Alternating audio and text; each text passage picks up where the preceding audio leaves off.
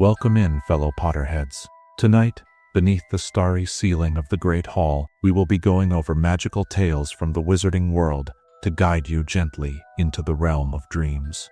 Now, the time for incantations has passed. Dim your lights, find your most comfortable position, and prepare to be transported to the world of witchcraft and wizardry as we begin tonight's magical tales. Chapter 1. The Quidditch Pitch and its History. Let's start the story with the magnificent Quidditch pitch, that oval field where dreams soar as high as the players themselves. The Quidditch pitch at Hogwarts School of Witchcraft and Wizardry stands as one of the most enduring symbols of wizarding sport and culture. Nestled between the Forbidden Forest and the castle grounds, this expanse of meticulously maintained grass has witnessed countless triumphs, heartbreaks, and moments of breathtaking athletic prowess throughout the centuries. The original pitch was established shortly after the founding of Hogwarts itself, though in those early medieval days, it was a far more rudimentary affair. Historical accounts from the era suggest that the earliest matches were played over uneven terrain, with boundary markers enchanted to glow softly in the mist that often clung to the Scottish Highlands. Imagine, if you will, those first students mounting crude broomsticks, a far cry from the sleek nimbus and firebolt models of today, and challenging the very laws of nature as they took to the skies. By the 14th century, the pitch had been formalized into the oval shape we recognize today. Master groundskeepers, whose names have largely been lost to history, developed specialized charms to maintain the perfect height and texture of the grass regardless of season. These spells continue to be used to this day, passed down through generations of Hogwarts staff. In winter, subtle warming charms prevent frost from forming, while in summer, moisture retention spells keep the field lush despite the heat. The golden goalposts that rise majestically at either end of the field were not always part of the design. In early Quidditch, players aimed to throw the quaffle through enchanted rings that hovered without support. However, after a particularly fierce gale during the Hogwarts Championship of 1612, where the rings were blown across the lake and had to be retrieved from the merpeople's village, the decision was made to install permanent structures. The current posts, standing at least 50 feet high, were forged in the late 17th century by a master goblin metalworker named Urgrak the Unyielding. Legend has it that he infused the gold with a drop of dragon's blood, making the posts impervious to weather and magical tampering. In the soft glow of sunset, these posts catch the light in a way that seems almost otherworldly, as if they're not merely reflecting the sun, but somehow storing its essence. Surrounding the pitch are the spectator stands, which have undergone numerous renovations over the centuries. The earliest viewing areas were simple wooden platforms, precarious and often requiring reinforcement charms before each match. By the 1700s, more permanent structures were erected, with designated sections for each house. The colors we associate with Hogwarts houses, the bold scarlet of Gryffindor, the deep blue of Ravenclaw, the sunny yellow of Hufflepuff, and the emerald green of Slytherin, transform the stands into a vibrant patchwork during matches, like a visual representation of the school's united diversity. The stands themselves have witnessed innumerable stories beyond the matches. How many friendships have been forged in those seats? How many rivalries intensified? How many young witches and wizards experienced their first flutter of romance while cheering on their house team? The wooden benches hold these memories, layer upon layer, like the growth rings of an ancient tree. Beneath the main pitch lies a complex network of storage rooms and changing areas. The 4 house teams each have their own designated preparation space, decorated in house colors and adorned with photographs of legendary past players. These rooms, with their benches worn smooth by generations of nervous players, have absorbed countless pre-game speeches, strategy sessions, and celebrations. The central equipment room houses the 4 balls used in every match, the quaffle, 2 bludgers, and the elusive golden snitch. This room is protected by particularly strong enchantments, as bludgers have been known to attempt escape between matches. The iron chest that contains them is centuries old, its surface etched with runes of containment and control that glow faintly blue when activated. Throughout Hogwarts' long history, the Quidditch pitch has hosted matches of legendary status. Perhaps most famous was the epic final between Gryffindor and Slytherin in 1753, which lasted for 3 days without interruption.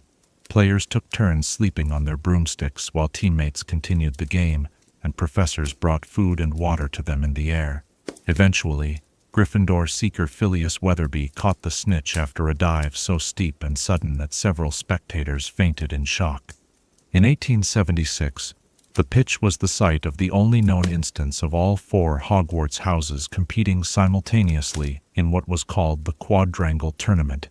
This experimental format proved disastrous when no one could keep track of the scores, and 2 of the snitch releases collided in mid-air, creating a magical anomaly that took 3 days to untangle.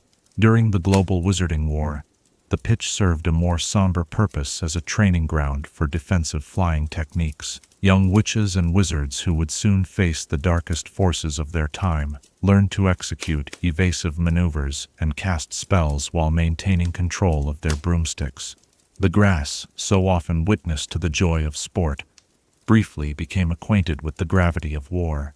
In more recent history, the pitch has seen the remarkable talents of players like Charlie Weasley, who might have played for England had he not chosen to work with dragons, and Harry Potter, whose natural flying ability manifested even before he understood what Quidditch was. These stories add to the rich tapestry of the pitch's history, each match leaving its invisible mark on the grounds. Weather has always played a dramatic role in matches at Hogwarts.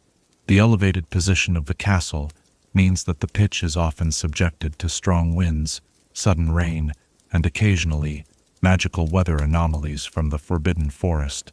Experienced Hogwarts players learn to read the clouds and feel the subtle shifts in air pressure that might affect their game.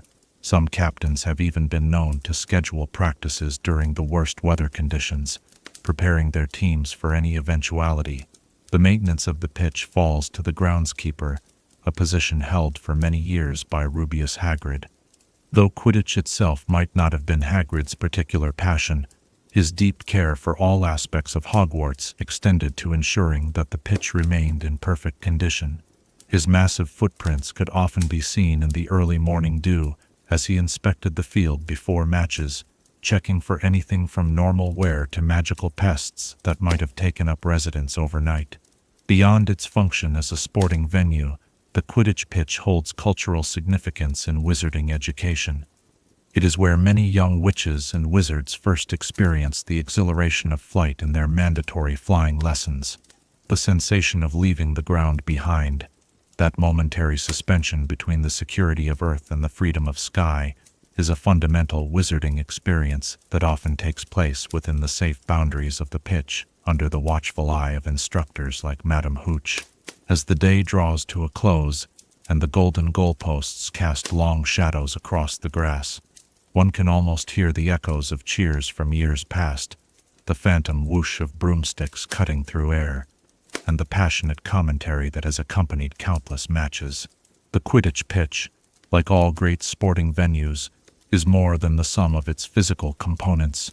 It is a repository of shared experiences, a place where the wizarding community comes together in the appreciation of skill, strategy, and the simple joy of play. As twilight settles over the grounds of Hogwarts, the pitch takes on a mystical quality. In these quiet moments, with no players or spectators present, one might imagine that the very air remembers the games played here, holding on to fragments of excitement, disappointment, and triumph that have saturated this space over the centuries. What stories might the Quidditch pitch tell if it could speak? What moments of brilliance, what displays of courage, what demonstrations of house unity and rivalry have been witnessed by those silent goalposts standing sentinel year after year? As you drift towards sleep, consider what mark you might leave on such a storied place, and what game, Quidditch or otherwise, would showcase your unique talents to the wizarding world. Chapter 2. The Magic of Exploding Snap Cards. The soft crackle of flames dancing in the hearth reminds me of another kind of magical fire, one contained within the thin paper boundaries of perhaps the wizarding world's most beloved card game. Tonight, we turn our attention to Exploding Snap, those fascinating cards that have singed countless eyebrows and filled dormitories with laughter for generations. Exploding Snap originated in the early 18th century, during what magical historians call the era of recreational enchantment. This period saw an explosion of charmed games and pastimes as wizarding society enjoyed a rare interval of peace following the Goblin rebellions. While muggles entertained themselves with whist and cribbage, wizards sought diversions that showcased the playful side of magic. The inventor of Exploding Snap was an eccentric Irish witch named Elidora Ketteridge, a name you might recognize as the first witch to discover the properties of gillyweed. What few remember about Ketteridge is that she possessed an impish sense of humor that rivaled her scientific curiosity. After a particularly tedious winter spent cataloging aquatic herbs, she sought to create a game that would bring laughter to her household. The original deck consisted of just 24 cards, each illustrated with animated drawings of magical creatures. These earliest versions didn't simply explode, they produced different effects based on the creature depicted. The dragon cards would emit a small burst of actual flame, while the mermaid cards would release a spray of water. The unpredictability of these effects made the game both exciting and occasionally disastrous, especially when played near valuable furnishings. The enchantment process for creating Exploding Snap cards involves several layers of intricate spellwork. The base cards are made from paper infused with salamander blood, which provides the necessary combustible properties without allowing the cards to burn completely. Next, a controlled combustion charm is applied, a variation of the same spell used in indoor fireplaces that allows flame without smoke or structural damage. A lesser-known aspect of the card's creation is the application of a memory charm that enables the deck to learn the playing patterns of its owners. This is why family decks often seem to explode more frequently during tense moments of the game, or when a particularly competitive family member is close to winning. The cards, in their own limited way, develop a personality that reflects the household they belong to. The standard version played today emerged in the mid-19th century, when the British wizarding game manufacturer Wilkie Twycross standardized the rules and enchantments. Twycross's innovation was to add the element of identical pairs, transforming what had been essentially a game of chance into one that also tested memory and reflexes. His company, Twycross Enchanted Entertainments, continues to produce the official tournament standard decks used at Hogwarts and other wizarding schools. The sound of an exploding snap card detonating is distinctive, somewhere between a firecracker and the pop of a champagne cork. This noise is actually the result of a miniature disruption in magical energy, similar to the crack of apparition, but on a much smaller scale. For young wizards and witches raised in magical households, this sound often forms part of the ambient soundtrack of childhood, as familiar and comforting as the ticking of a clock or the hooting of a family owl. The cards themselves are beautiful examples of magical craftsmanship.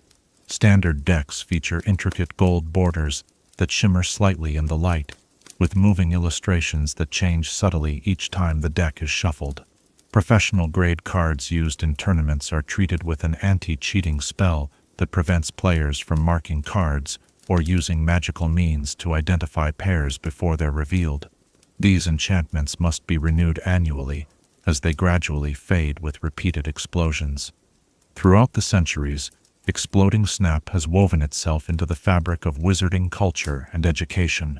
At Hogwarts, informal games can be found in every house common room, particularly during examination periods when students seek stress relief.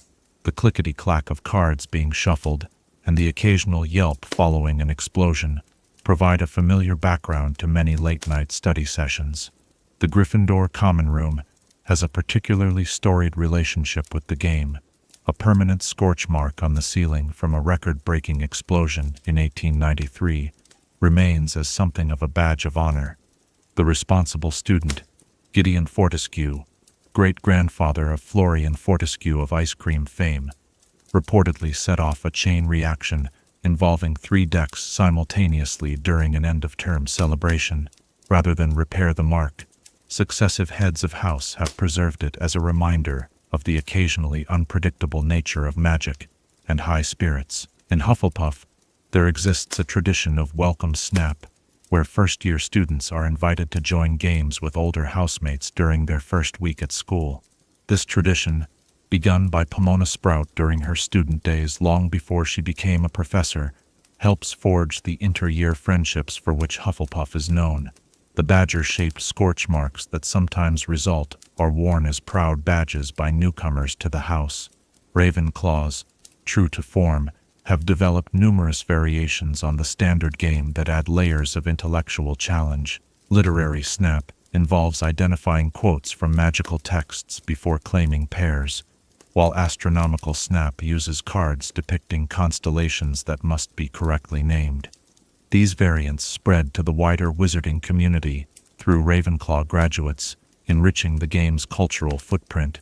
Even Slytherin House, often characterized by its seriousness and ambition, has embraced the game with a characteristic twist. Their high-stakes tournaments, played with specially commissioned silver-edged decks, are legendary within the castle walls. House tradition dictates that the winner receives not just bragging rights, but also a small trophy in the form of a silver serpent that adorns the winner's bedpost until the next tournament.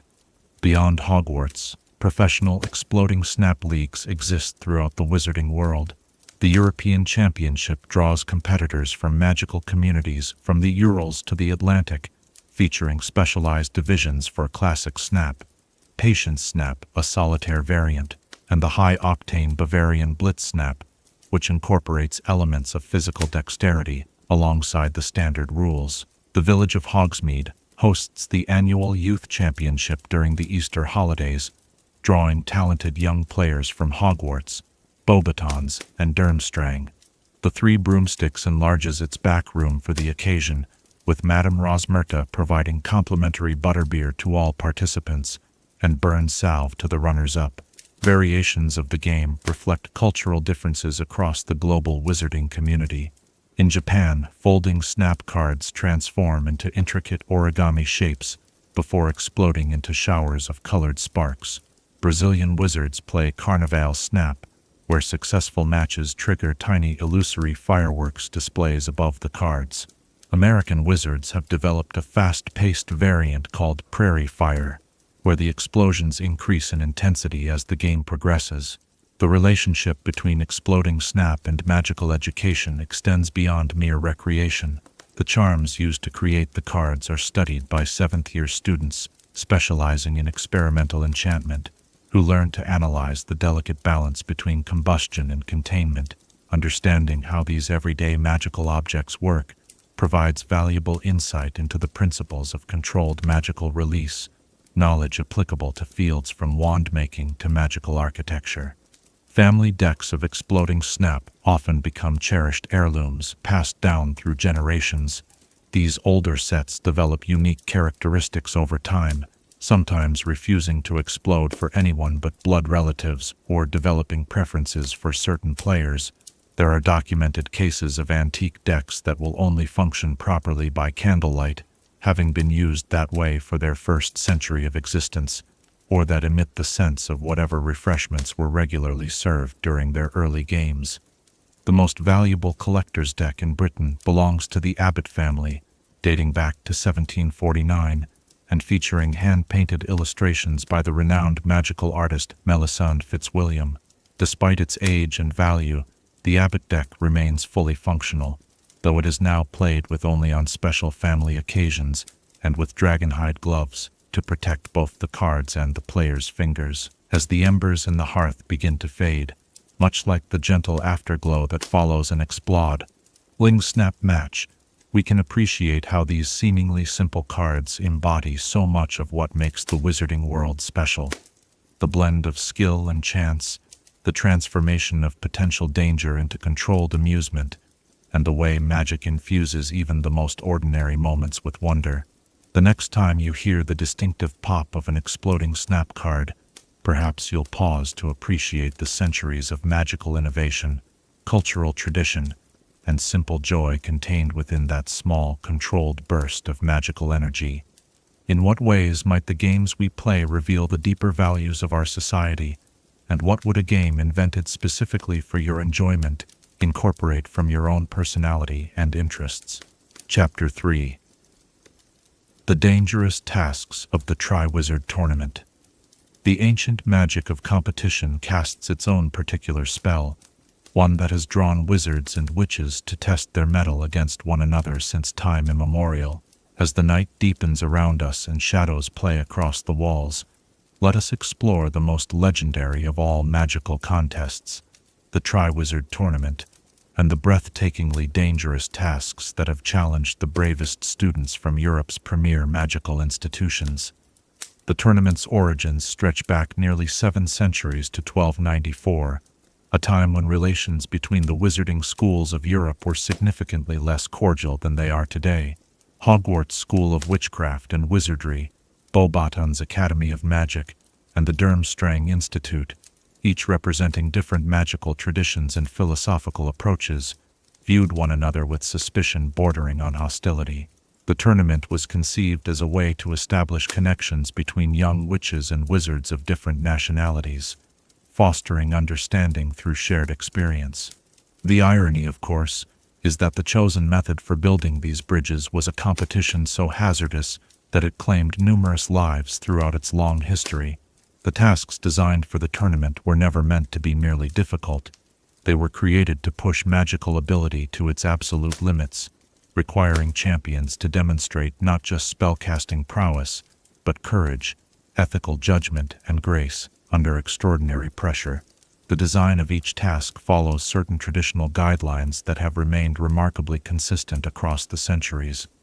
The ideal Triwizard task challenges multiple magical disciplines simultaneously. A champion might need to transfigure an object while defending against a magical creature, or decode ancient runes while navigating a physically demanding obstacle.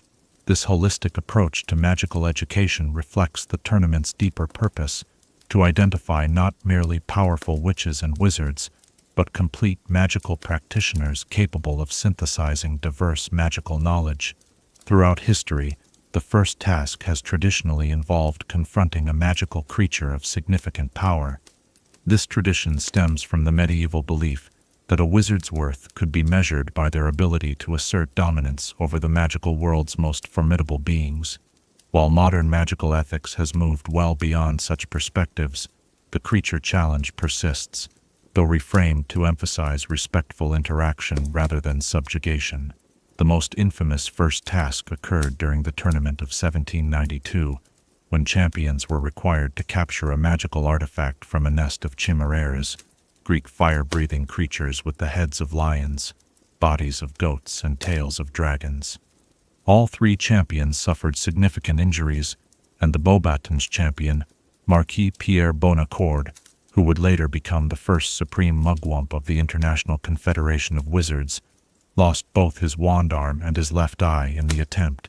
That he managed to secure the artifact despite these injuries speaks to the extraordinary determination the tournament inspires. After several fatalities involving particularly aggressive creatures, the regulations were modified in the 16th century to require that creatures used in tasks be of controllable temperament. This standard, however, proved dangerously subjective. The 1539 tournament featured an allegedly controlled Graphorn that broke free of its magical restraints and trampled 57 spectators before being subdued. Following this disaster, tasks were redesigned to include multiple layers of magical containment and emergency portkeys for rapid evacuation. The second task traditionally tests the champion's ability to function in an alien environment, underwater depths, impossible heights, or occasionally in altered states of consciousness. The magical theory underpinning this approach suggests that true mastery requires adaptation to circumstances where one's natural advantages are neutralized. A wizard comfortable in atmospheric air must prove equally capable in the crushing pressures of deep water. A witch accustomed to solid ground beneath her feet must demonstrate her skills while suspended in open air. Perhaps the most poetically beautiful second task was staged during the tournament of 1684, held at Beauxbaton's.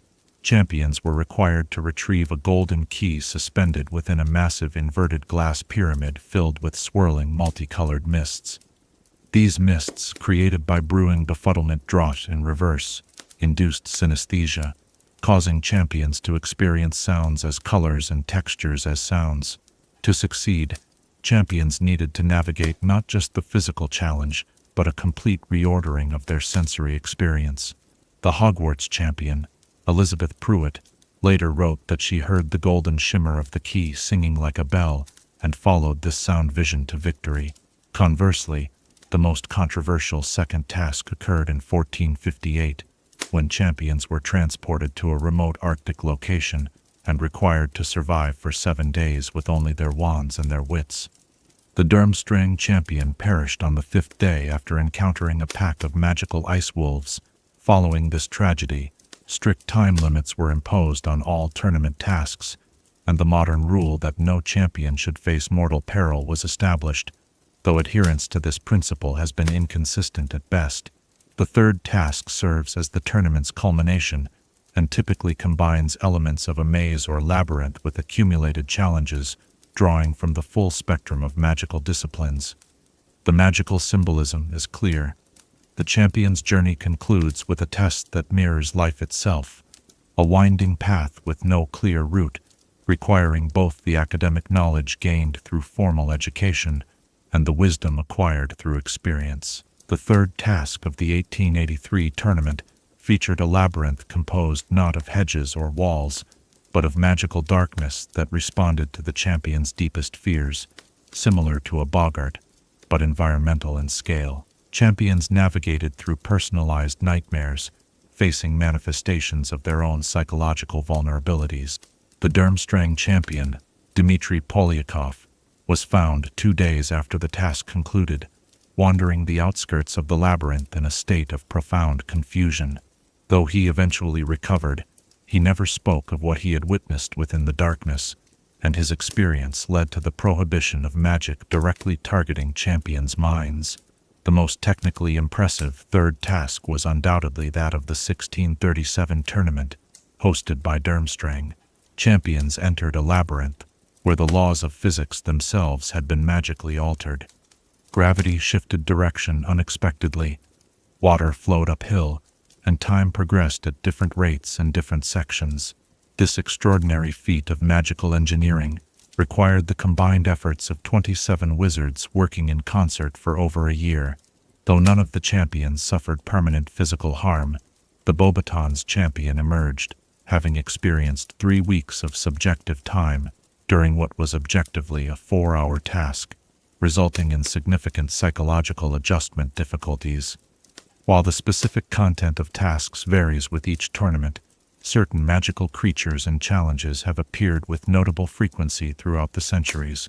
Dragons, with their magical resistance and formidable natural weapons, have featured in at least 14 documented tournaments. The Hungarian horntail, used in the 1994 tournament, represents the species at its most dangerous, combining speed, agility, and exceptional aggression with the longest fire-breathing range of any dragon breed. Water-based challenges often incorporate the various sentient aquatic species of the magical world. Merpeople have participated in numerous tournaments, sometimes as adversaries, but more often as judges or guardians of underwater objectives. Their complex legal status under wizarding law, classified as beings by British magical authorities, but self-identifying as beasts to avoid entanglement in wizard politics, makes their involvement both diplomatically delicate and magically interesting. The maze, in its many variations, stands as the tournament's most enduring symbol. Whether constructed from living hedges, enchanted ice, or pure magical energy, the labyrinth represents the champion's internal journey as much as their physical one. The pathways change and adapt, responding to the champion's choices, creating an experience that is simultaneously universal and deeply personal. The 1994 revival of the tournament, after a 2-century hiatus, represented a significant reimagining of these ancient challenges. Modern magical safety standards required substantial modifications to traditional task designs, though the essence remained unchanged. The Dragon Challenge, Underwater Rescue, and Hedge Maze incorporated magical safeguards unknown to earlier generations, yet still managed to present formidable obstacles that tested the champions' abilities to their limits. The magical theory behind task creation has evolved alongside changing educational philosophies. Early tournaments emphasized direct confrontation and the raw power of spellcasting. Medieval champions might be required to subdue a rampaging troll or deflect the elemental fury of a manticore's stinging attack. As magical education became more sophisticated, tasks increasingly tested subtlety and finesse, the ability to identify the precise spell for a complex situation, rather than overwhelming force. Contemporary task design incorporates elements of ethical judgment alongside magical skill. Champions in recent tournaments have faced situations where the obvious magical solution might cause harm or violate the rights of magical creatures. The correct approach requires not just the ability to cast impressive spells, but the wisdom to know when restraint serves better than action, a reflection of evolving attitudes toward the responsible use of magical power. The creation of a tournament task involves remarkable magical collaboration. Committees of experts from each participating school work alongside specialists in magical creatures, enchanted objects, and environmental transformation. The layering of spells required to create a safe yet challenging task environment represents some of the most complex cooperative magic performed in the wizarding world. Containment charms, emergency extraction spells, perception-altering enchantments, and temporary magical architecture must all function in perfect harmony, despite being created by wizards of different national and educational backgrounds. Behind the spectacle and danger, the Triwizard Tournament tasks embody a profound magical philosophy that true wizarding excellence emerges not from comfortable mastery of familiar magic, but through confrontation with the unknown. Each champion steps into their task carrying not just their wand, but the accumulated knowledge of their magical tradition, their school's approach to magical education, and their personal journey through the magical world. As the fire burns lower and the hour grows late, consider the courage it would take to face such challenges, to step forward when your name emerges from the goblet of fire, knowing the danger that awaits. What challenge would most test your particular magical strengths and weaknesses? What would reveal the true nature of your courage? As you drift towards sleep, perhaps you'll find yourself standing before your own magical task, wand at the ready, about to discover what lies at the heart of your wizarding identity. Chapter 4. The Career of Horace Slughorn. The candles burn with a green-tinged flame tonight, reminiscent of a perfectly executed strengthening solution, a potion that brings us rather appropriately to our next subject.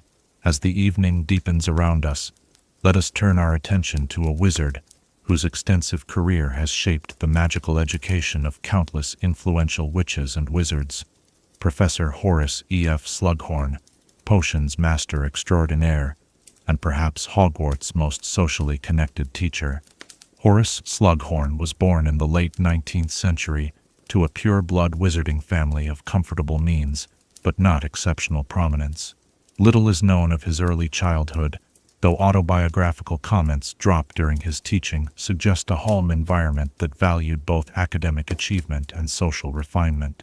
Young Horace demonstrated magical aptitude early, particularly in the precise and methodical areas of magic that would later serve him well as a potioneer. Upon his arrival at Hogwarts, Slughorn was sorted into Slytherin House, where his natural talent for identifying useful connections quickly became apparent. Unlike many of his house peers who valued bloodlines above all, Slughorn recognized that talent and potential could emerge from any background. This insight, revolutionary for a Slytherin of his generation, would later become the foundation of his famous Slug Club and his approach to nurturing promising students. Slughorn's academic record at Hogwarts was impressive, but not extraordinary. He earned consistently high marks in potions, charms, and transfiguration, though by his own admission, he found himself hopelessly bewildered by divination and constitutionally unsuited to the physical demands of care of magical creatures. His true gift lay not in magical theory but in practical application, the subtle adjustments and intuitive timing that elevate potion making from mere recipe following to true artistry. After completing his education, Slughorn briefly worked at the Ministry of Magic in the Department of Magical Accidents and Catastrophes. His role involved neutralizing the effects of potions gone awry, exploded cauldrons that left toxic residues, misbrewed beautification potions that caused unfortunate transformations, and similar mishaps that required both quick thinking and deep understanding of potions' principles. This practical experience proved invaluable when, at the relatively young age of 27, he was invited to return to Hogwarts as an assistant in the potions department. Within 5 years, Slughorn had assumed the position of potions master, beginning what would become his first extended tenure at the school. As a teacher, he quickly established a reputation for a paradoxical combination of demanding standards and genial approachability. His classroom in the dungeons, unlike the austere laboratory of later potions master Severus Snape, was decorated with comfortable furnishings, well-stocked bookshelves, and elegant magical artifacts, creating an atmosphere more reminiscent of a gentleman's study than a classroom. Slughorn's teaching methodology emphasized understanding rather than rote memorization.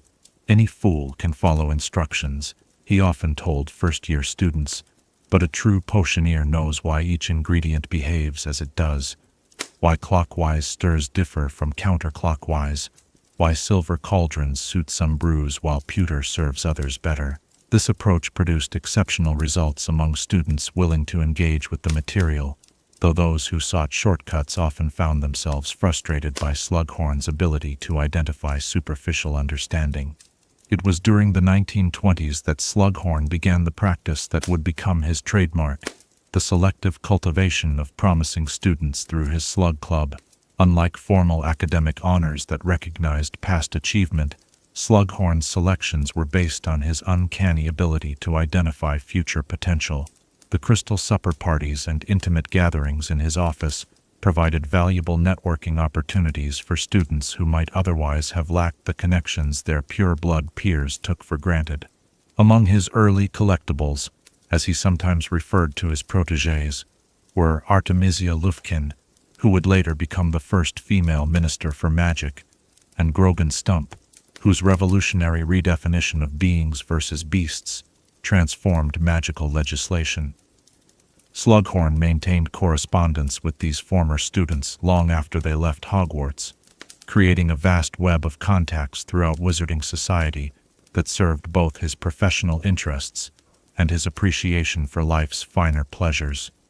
The 1930s and 1940s marked what many consider the height of Slughorn's first teaching career.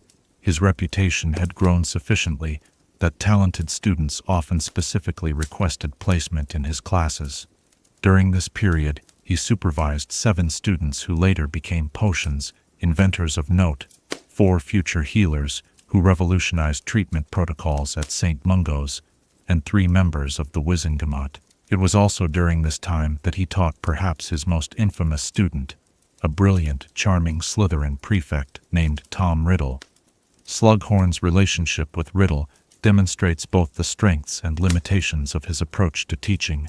He recognized Riddle's exceptional magical talent immediately and included him in the Slug Club despite the boy's obscure background. Yet Slughorn's desire to associate with brilliance and his susceptibility to flattery left him vulnerable to manipulation. The conversation regarding Horcruxes, which Slughorn would later attempt to conceal through memory modification, represents the darkest consequence of his tendency to indulge favored students. As the First Wizarding War approached, Slughorn found himself in an increasingly uncomfortable position.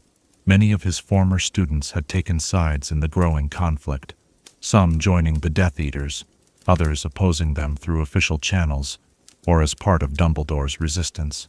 The web of connections that had once seemed a source of pleasure and pride became a tangled ethical dilemma. When exactly Slughorn chose to retire from Hogwarts remains somewhat ambiguous, but by the early 1970s, he had left the school, citing a desire to enjoy the fruits of a long career. Slughorn's retirement years were spent in comfortable obscurity, moving between carefully warded homes to avoid unwanted attention from former students on both sides of the conflict. He maintained correspondence with select favorites, particularly those who sent thoughtful gifts of crystallized pineapple or tickets to exclusive Quidditch matches. Yet his withdrawal from public life represented more than simple caution. It reflected a deep unease about his unwitting role in Tom Riddle's transformation into Lord Voldemort. When Albus Dumbledore approached him in the summer of 1996 about returning to Hogwarts, Slughorn initially refused. The elaborate scene Dumbledore encountered, a house apparently ransacked by Death Eaters, with Slughorn himself transfigured into an armchair, demonstrated both his continuing magical skill and his profound fear.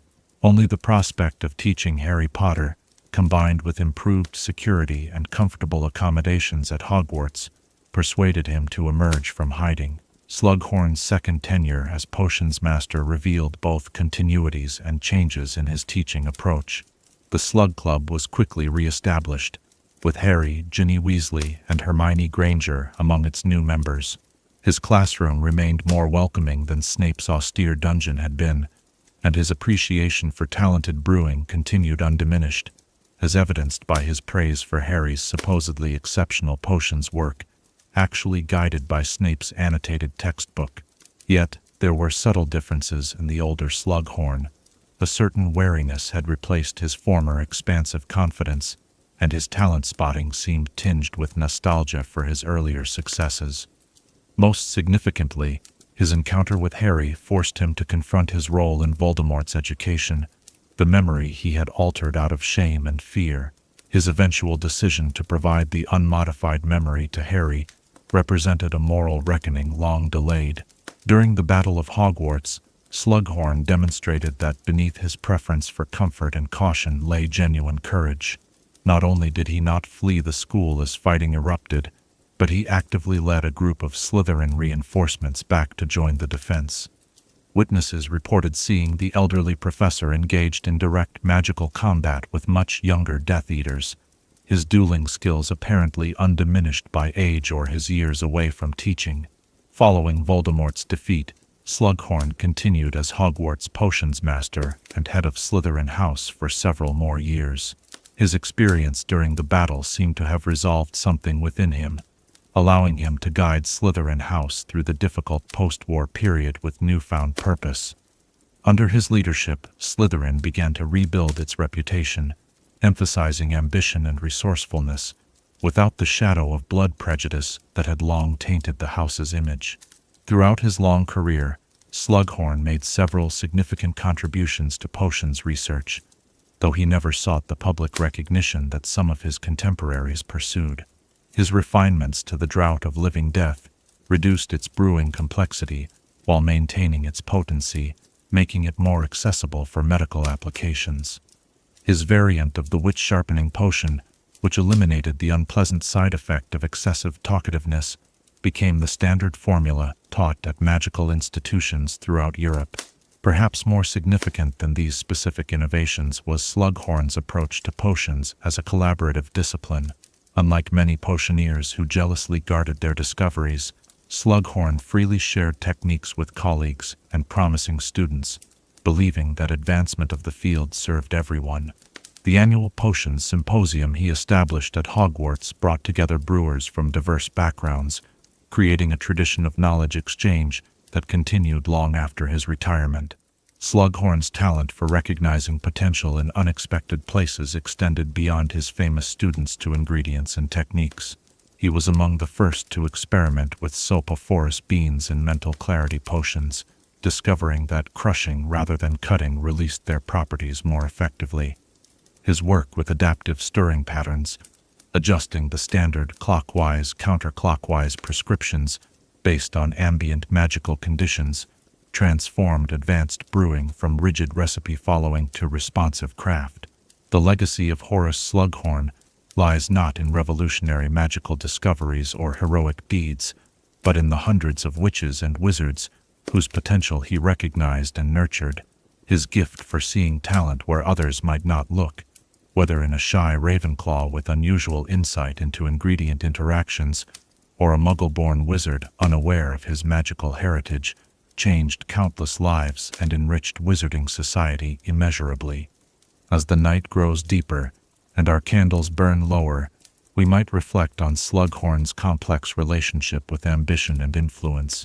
Here was a wizard who recognized the value of connections yet maintained genuine affection for his protégés, who enjoyed luxury and comfort yet risked everything to defend Hogwarts, who made a terrible error of judgment with Tom Riddle yet found the courage to confront that mistake decades later.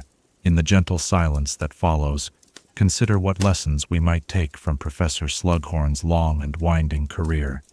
What talents might you possess that remain unrecognized, even by yourself, and what potential might you see in others that they cannot yet envision in themselves? Chapter 5. The Magic of Metamorphmagi.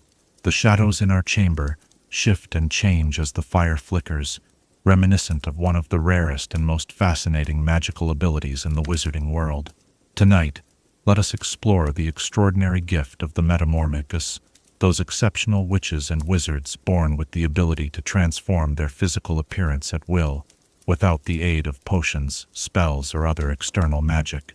Unlike the learned skill of animagus transformation, which requires years of study and magical discipline, Metamorphmagus abilities manifest innately. Children born with this gift often reveal their unusual talent within the first months of life, frightening unsuspecting parents when their infant's hair suddenly shifts from black to bright blue during a fit of giggles, or when their features momentarily mirror those of a visitor who has caught their attention. The magical foundation of Metamorphmagus abilities lies in a unique relationship between the witch or wizard's magical essence and their physical form. While all magical humans possess a certain degree of inherent self-transfiguration capability, allowing for the healing of minor wounds or the natural physical development that accompanies magical maturation, Metamorphmagi have an extraordinary level of conscious control over this typically unconscious process. Magical theorists have long debated the precise mechanism behind these abilities. The prevailing theory, developed by Metamorphmagus researcher Ophelia Mimic in the late 19th century, suggests that Metamorphmagi possess an exceptionally fluid magical field that permeates their physical body more thoroughly than in ordinary witches and wizards. This field allows them to mentally direct their magic to reshape bone, alter pigmentation, and restructure soft tissues with merely a thought and a moment's concentration. The hereditary patterns of Metamorphmagus abilities remain poorly understood. The trait does not follow simple dominant or recessive inheritance patterns, sometimes appearing in families with no known history of such abilities, while in other cases seeming to run strongly through certain bloodlines. The Black family, for instance, produced several Metamorphmagi across different branches, including Nymphadora Tonks through her mother Andromeda Black's line. Historical records of Metamorphmagi stretch back to ancient times, with perhaps the most famous early account being that of Callium of Athens, who served as a diplomatic envoy between Greek wizarding enclaves in the 5th century BCE. Callium's ability to adopt the exact appearance of each community's representative was said to have prevented numerous magical conflicts, as each group felt they were negotiating with one of their own. In medieval Europe, Metamorphmagi faced periods of both veneration and persecution. During the 12th century, they were often sought as royal advisors, valued for their ability to identify impostors or individuals under the influence of polyjuice potion or imperious curse. By the 14th century, however, growing suspicion of shapeshifters led to the Metamorphmagus Registry Act of 1382, requiring all known Metamorphmagi to register with local magical authorities and maintain a baseline appearance when in public. The scope and limitations of Metamorphmagus abilities vary significantly between individuals. All confirmed Metamorphmagi can alter their hair color, facial features, and general body shape, but the extent and precision of these changes depend on both innate talent and practice. Some particularly gifted individuals can modify their apparent age, perfectly mimic another person, or even alter their apparent gender presentation. There are, however, fundamental limitations to even the most talented Metamorphmagus' abilities. They cannot increase or decrease their total body mass beyond certain limits, meaning they cannot transform into a figure significantly larger or smaller than their natural form. They cannot mimic non-human features with complete accuracy, though approximations are possible.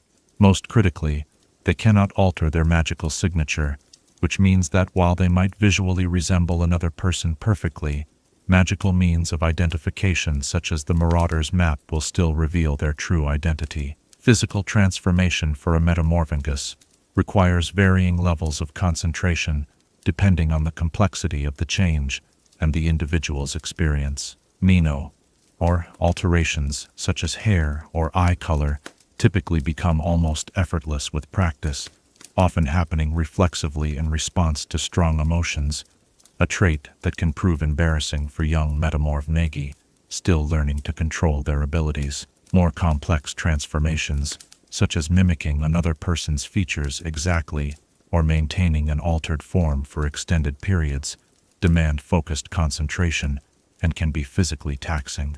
The emotional state of a Metamorphmagi significantly impacts their abilities. During periods of intense emotional distress, depression, or grief, many Metamorphmagi report difficulty maintaining transformations or even reverting involuntarily to their natural appearance.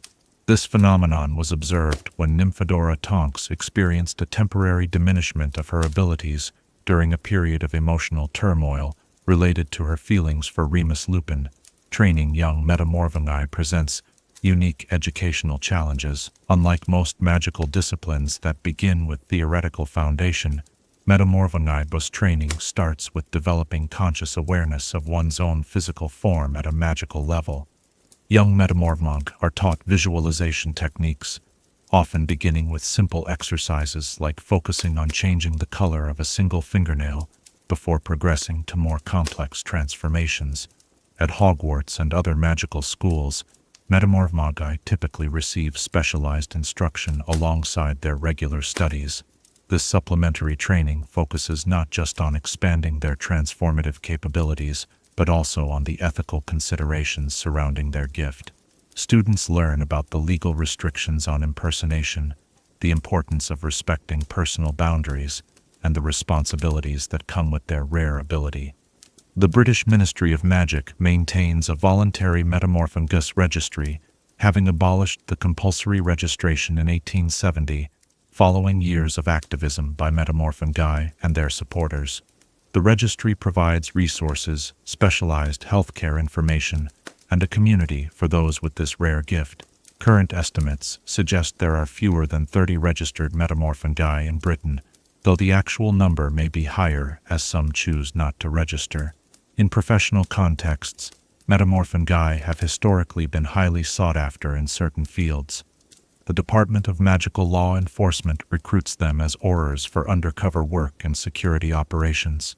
St. Mungo's Hospital sometimes employs Metamorphmagi in the treatment of magical disfigurements, as their intuitive understanding of physical transformation can provide unique insights.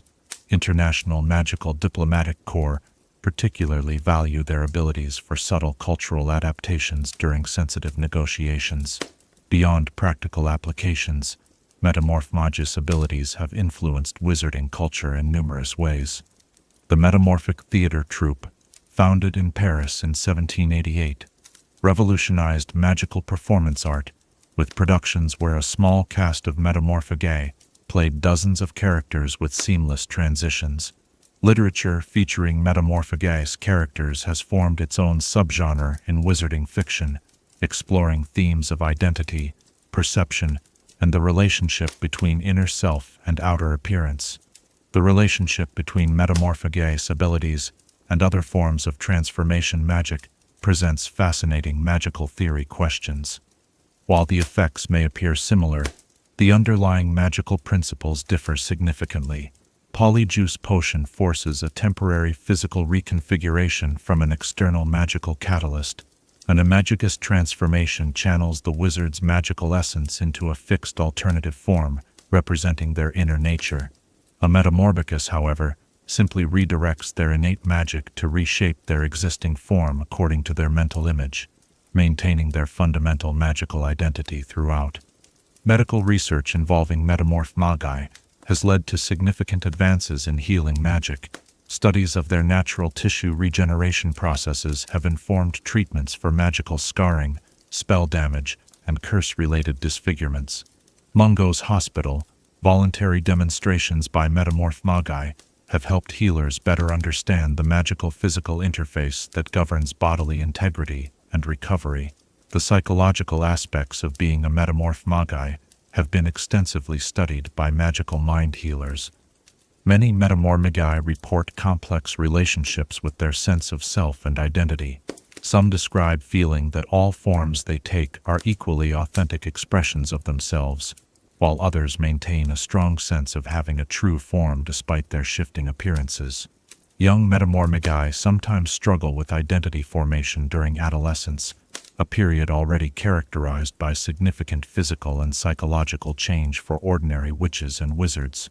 Among the most famous Metamorphmagi of the modern era, Nymphadora Tonks stands out not just for her role in the Second Wizarding War, but for her distinctive approach to her abilities. Unlike many Metamorphmagi, who use their gift to blend in or conform to conventional standards, Tonks embraced transformations that expressed her personality: vivid pink or purple hair, unusual eye colors, and occasionally, for amusement, a pig snout or duck bill. Her comfort with visual distinctiveness challenged cultural expectations that Metamorphmagi should use their abilities primarily for practical purposes or conventional enhancement. The ethical dimensions of Metamorphmagi's abilities extend beyond questions of deception or impersonation. Debates in magical philosophical circles have explored whether extensive use of these abilities constitutes a form of self-transfiguration that could potentially affect the soul or magical essence over time. Historical records include accounts of elderly Metamorphmagi who, after a lifetime of transformations, experienced a gradual merging of their various adopted appearances into a composite form that they could no longer fully control. Though modern magical researchers consider these cases apocryphal rather than documented fact. In education, young Metamorphmagi often benefit from mentorship by older individuals with the same ability, as the unique challenges they face can be difficult for others to fully understand. This mentorship tradition dates back centuries, with experienced Metamorphmagi taking younger ones under their wing to provide guidance on both the practical and emotional aspects of their abilities. The loss of these potential mentorship connections during the Wizarding Wars, when several Metamorphmagi, including Tonks, were killed, represented a significant cultural loss beyond the individual tragedies. As the night deepens and our discussion draws to a close, we might reflect on what the rare gift of the Metamorphmagus reveals about the nature of magic and identity.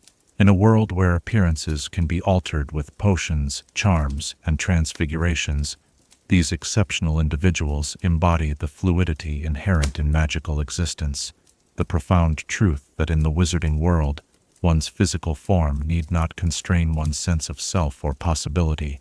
The next time you encounter someone with vibrantly shifting hair or features that seem to flow like water, perhaps you'll appreciate the complex magical gift they embody. And as you drift towards sleep, consider this: if you possessed the ability to transform your appearance at will, which aspects would you change freely, and which would you preserve as essential to your sense of self? Chapter 6. The Greenhouses of Hogwarts. The gentle patter of rain against our windows tonight brings to mind another glass sanctuary where water nurtures life and magic intertwines with nature's own wonders. Let us turn our attention to the remarkable greenhouses of Hogwarts, those crystal palaces that house some of the wizarding world's most fascinating flora and serve as living classrooms for generations of young witches and wizards. Unlike the imposing stone walls of the castle proper, the Hogwarts greenhouses offer a different kind of magic, one of growth, nurturing, and the subtle power of plants that can heal, harm, or transform. Arranged in a gentle arc along the southern exposure of the castle grounds, these structures capture optimal sunlight, while remaining within the protective boundaries of the school's magical defenses. The original greenhouse, now known as Greenhouse 1, dates back to the early 12th century, not long after the founding of Hogwarts itself. Helga Hufflepuff, with her renowned affinity for growing things, recognized the need for a dedicated space to cultivate magical plants required for potions, healing, and various magical studies.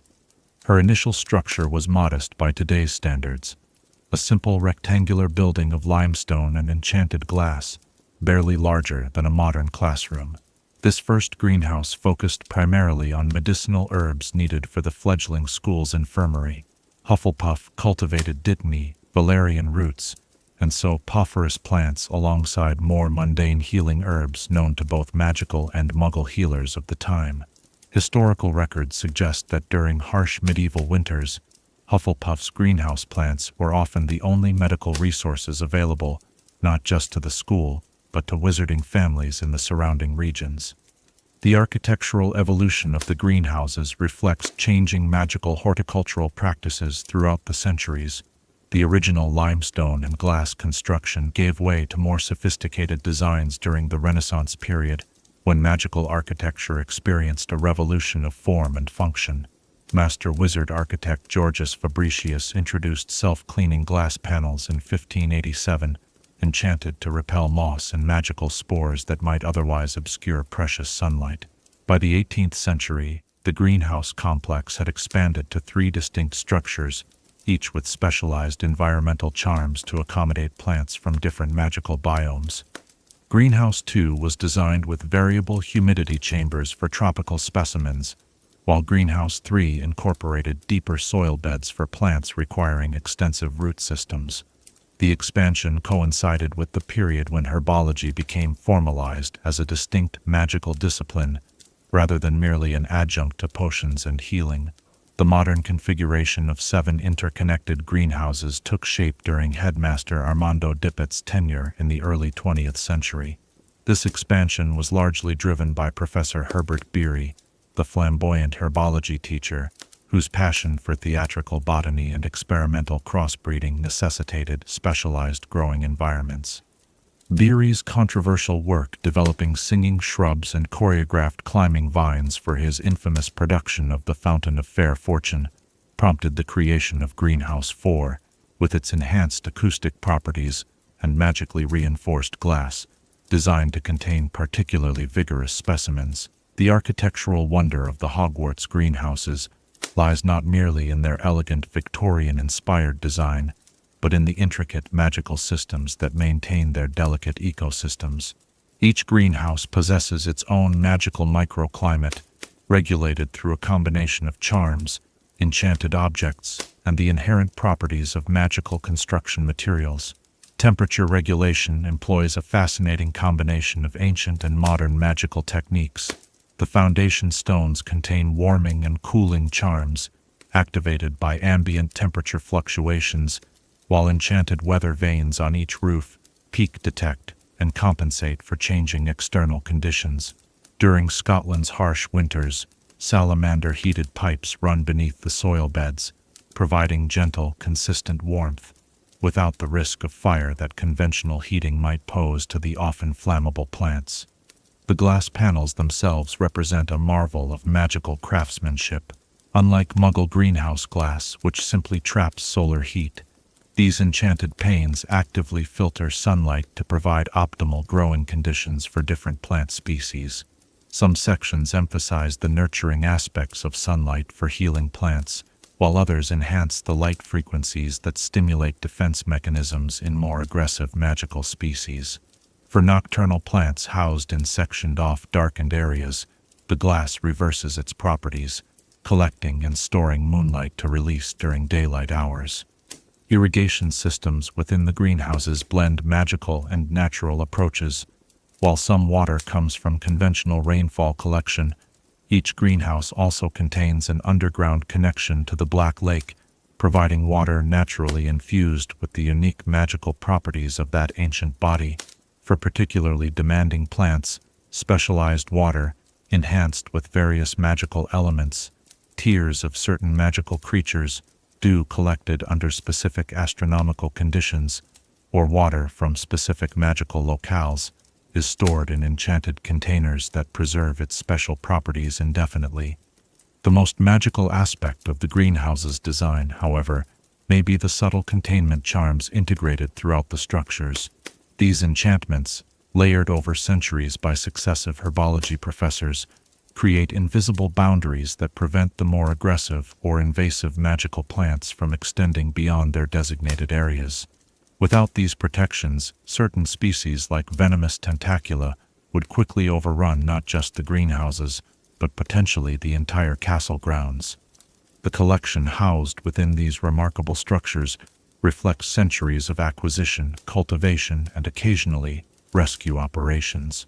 The oldest continuously maintained plant in the Hogwarts collection is believed to be a dirigible plum bush in greenhouse, brought to the school by Newt Scamander's great-grandmother following her expeditions in northern Scandinavia during the 1730s. This plant has produced floating, orange-sized fruits for nearly 3 centuries, with cuttings shared with many prominent wizarding gardens, including those of the Lovegood family. Greenhouse 1 houses the least dangerous specimens and typically serves as the primary classroom for first and second-year students. Here, neatly labeled beds contain the fundamental magical plants that form the basis of a magical education. Puffapods, with their shimmering beans, bouncing bulbs in carefully padded containers, and trays of fluxweed harvested at precise lunar phases for potions use. The air here carries the clean, slightly spicy scent of magical herbs, with none of the more overwhelming odors found in the advanced greenhouses. Moving to Greenhouse 2 introduces students to plants with more specific magical requirements and slight defense mechanisms. Chinese chomping cabbages snap harmlessly at careless fingers, teaching precision in handling without serious risk of injury. Umbrella flowers open and close in hypnotic patterns, requiring students to time their harvesting movements carefully. Self-fertilizing shrubs demonstrate the first principles of semi-sentient plant behavior, responding to magical stimuli in ways that prepare students for the more interactive plants they'll encounter later. Greenhouse 3 marks the transition to genuinely hazardous specimens and is restricted to third years and above. Here, the humid, earthy atmosphere thickens with magical potential. Venomous tentacula occupy reinforced corners, their reaching tendrils occasionally rattling the chains that restrict their movement. Fanged geraniums snarl from hanging baskets, while mandrakes, perhaps the most notorious residents, develop in their earthenware pots beneath silencing charms that prevent their potentially fatal cries from penetrating beyond their immediate vicinity. The remaining greenhouses house increasingly specialized collections, with access limited to new T-level students and researchers.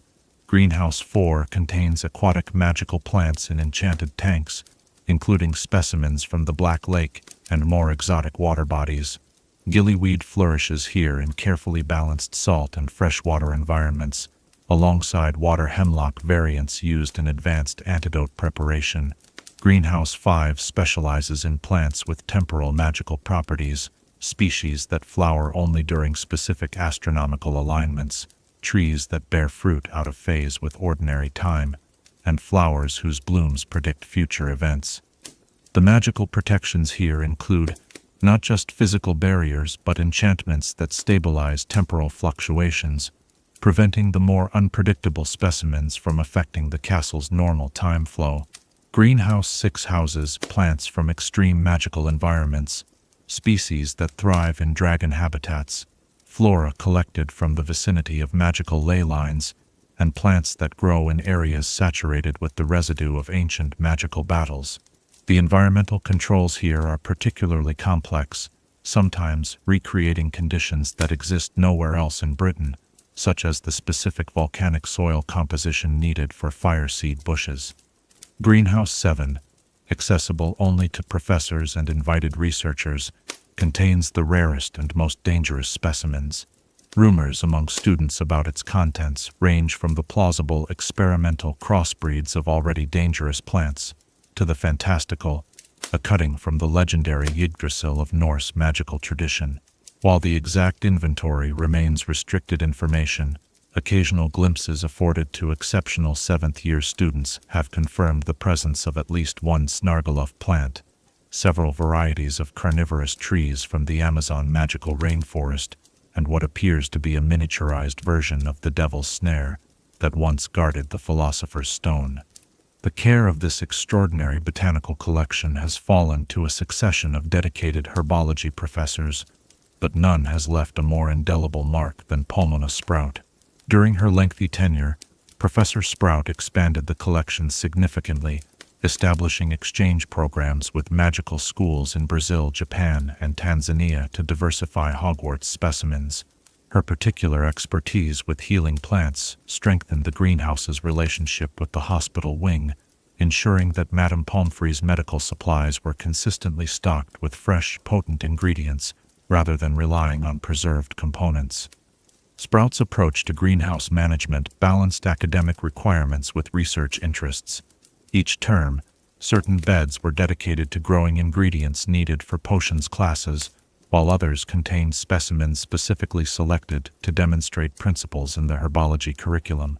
The remaining space accommodated her personal research, much of which focused on enhancing the magical properties of plants through selective breeding rather than charm work, reflecting her belief in working with a plant's inherent nature rather than imposing magical modifications.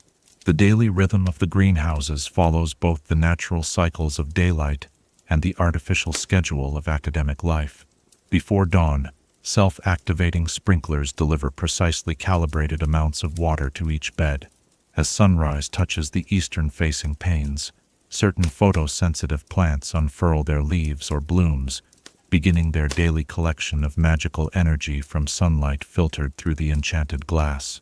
Throughout the day, classes rotate through the teaching areas, with Professor Sprout and later Professor Longbottom demonstrating techniques ranging from basic repotting to the complex extraction of valuable components from defensive plants. Between classes, house elves assigned to greenhouse duty tend to basic maintenance, though the more demanding or dangerous specimens remain the exclusive responsibility of the teaching staff. As twilight approaches, the greenhouses transform again. Nocturnal magical plants become active, sometimes illuminating their sections with bioluminescent displays visible from the castle windows as glowing multicolored patches against the darkness. Night-blooming specimens open to release scents that drift across the grounds, occasionally carrying minor magical effects, feelings of peaceful drowsiness or heightened awareness, depending on the species currently in bloom. The seasonal cycles bring their own changes to the greenhouse ecosystem. Winter sees many plants entering dormancy, while others reach their full magical potency. Spring triggers synchronized blooming in many magical species, requiring careful management to prevent cross-pollination between incompatible magical plants. Summer brings rapid growth that keeps pruning shears busy, while autumn is harvest season for many magical seeds, fruits, and roots used throughout the school year. Beyond their academic function, the greenhouses serve Hogwarts in numerous practical ways. During the darkest days of winter, luminous lichen cultivated on special stone beds provides magical illumination for the castle's corridors. Fresh herbs for the kitchen flow constantly from dedicated culinary sections. Decorative magical plants for special occasions, from the Halloween feast to Christmas celebrations, are grown in rotating beds planned months in advance by the herbology professor in consultation with the headmaster. In times of crisis, the greenhouses take on additional significance. During magical epidemics, healing plants are cultivated in larger quantities, sometimes requiring temporary expansion charms on certain sections. When the castle faces external threats, defensive plants may be strategically relocated to vulnerable areas, a practice dating back to the medieval goblin sieges and employed most recently during the Battle of Hogwarts, when Professor Sprout led a brigade of students armed with potted devil's snare and venomous tentacula. As our exploration of the Hogwarts greenhouses draws to a close, we might appreciate how these remarkable structures embody the harmonious integration of the natural and the magical that characterizes the best of wizarding traditions. Within their glass walls, ancient plants whose magical properties were discovered by the earliest magical peoples grow alongside recently discovered species and novel variations, created through centuries of careful magical hybridization. The rain continues its gentle rhythm on our windows, much as it does on the glass panes of those distant greenhouses. As you drift towards sleep, consider what magical plant you might most wish to cultivate, and what qualities in yourself, patience, attention to detail, respect for natural forces, might make you an excellent magical gardener in your own right. Chapter 7. The Strategy of Wizard Chess. The crackling of the fire seems to echo the sound of stone striking stone, the distinctive clash of chess pieces in battle. As shadows lengthen across our room, let us consider one of the wizarding world's most beloved strategic pursuits, wizard chess, a game where pieces move not just by the hand of the player, but through a complex enchantment that brings the battlefield to life. Unlike its Muggle counterpart, which requires players to physically move inert pieces across the board, wizard chess creates a miniature theater of war, where carved figures march, charge, and battle, according to the verbal commands of their generals. This seemingly simple distinction transforms the experience entirely, creating a game where strategy must account not only for the mathematical elegance of chess, but also for the semi-autonomous nature of the pieces themselves.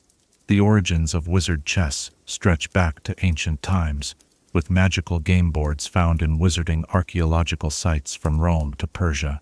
However, the version played today throughout the wizarding world was largely standardized in 12th century Scandinavia, where Norse wizards integrated rune magic with existing chess traditions to create pieces with rudimentary consciousness. These early sets were often carved from dragon bone or volcanic glass, with each piece individually enchanted through complex rituals that could take months to complete. A properly crafted wizard chess set is considered both a gaming implement and a magical artifact of considerable sophistication.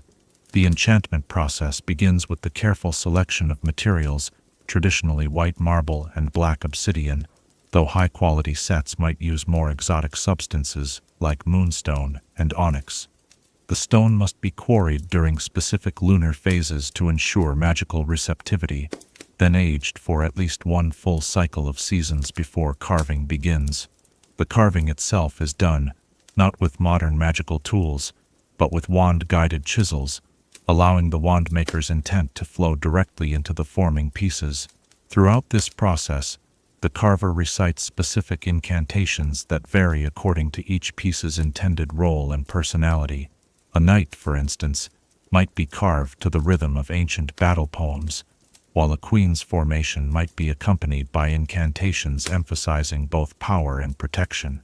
Once physically formed, the pieces undergo an awakening ritual, typically performed by a different wizard than the carver, a safeguard developed after several medieval incidents where chess pieces imprinted too strongly on their creators and refused to serve any other player.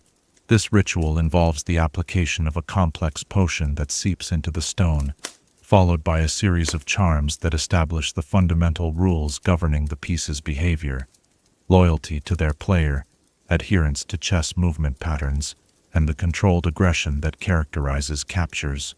The personality of chess pieces develops gradually through play.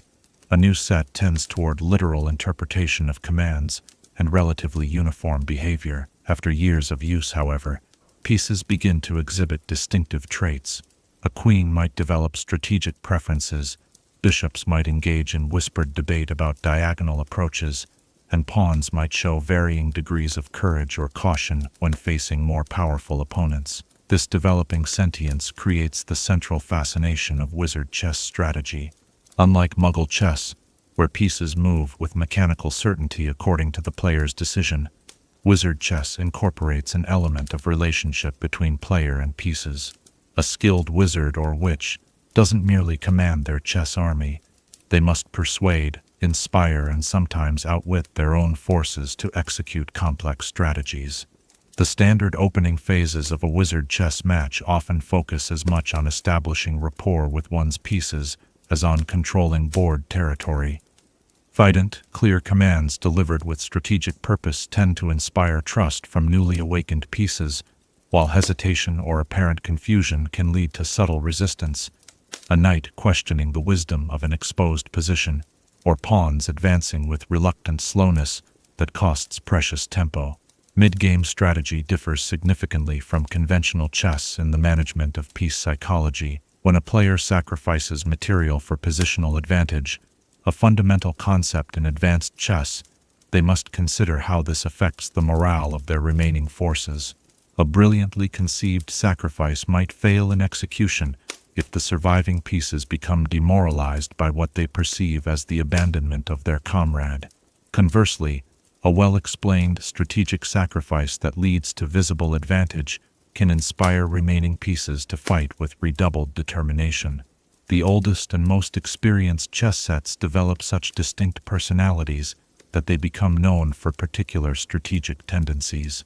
The famous Parkinson set, housed in the Department of Magical Games and Sports, and used for the British Wizarding Chess Championship since 1743, is renowned for its aggressive queen and tactically conservative knights. Players facing this set must adapt their strategy accordingly, sometimes choosing suboptimal moves that nonetheless work better against the psychological profile of these specific pieces.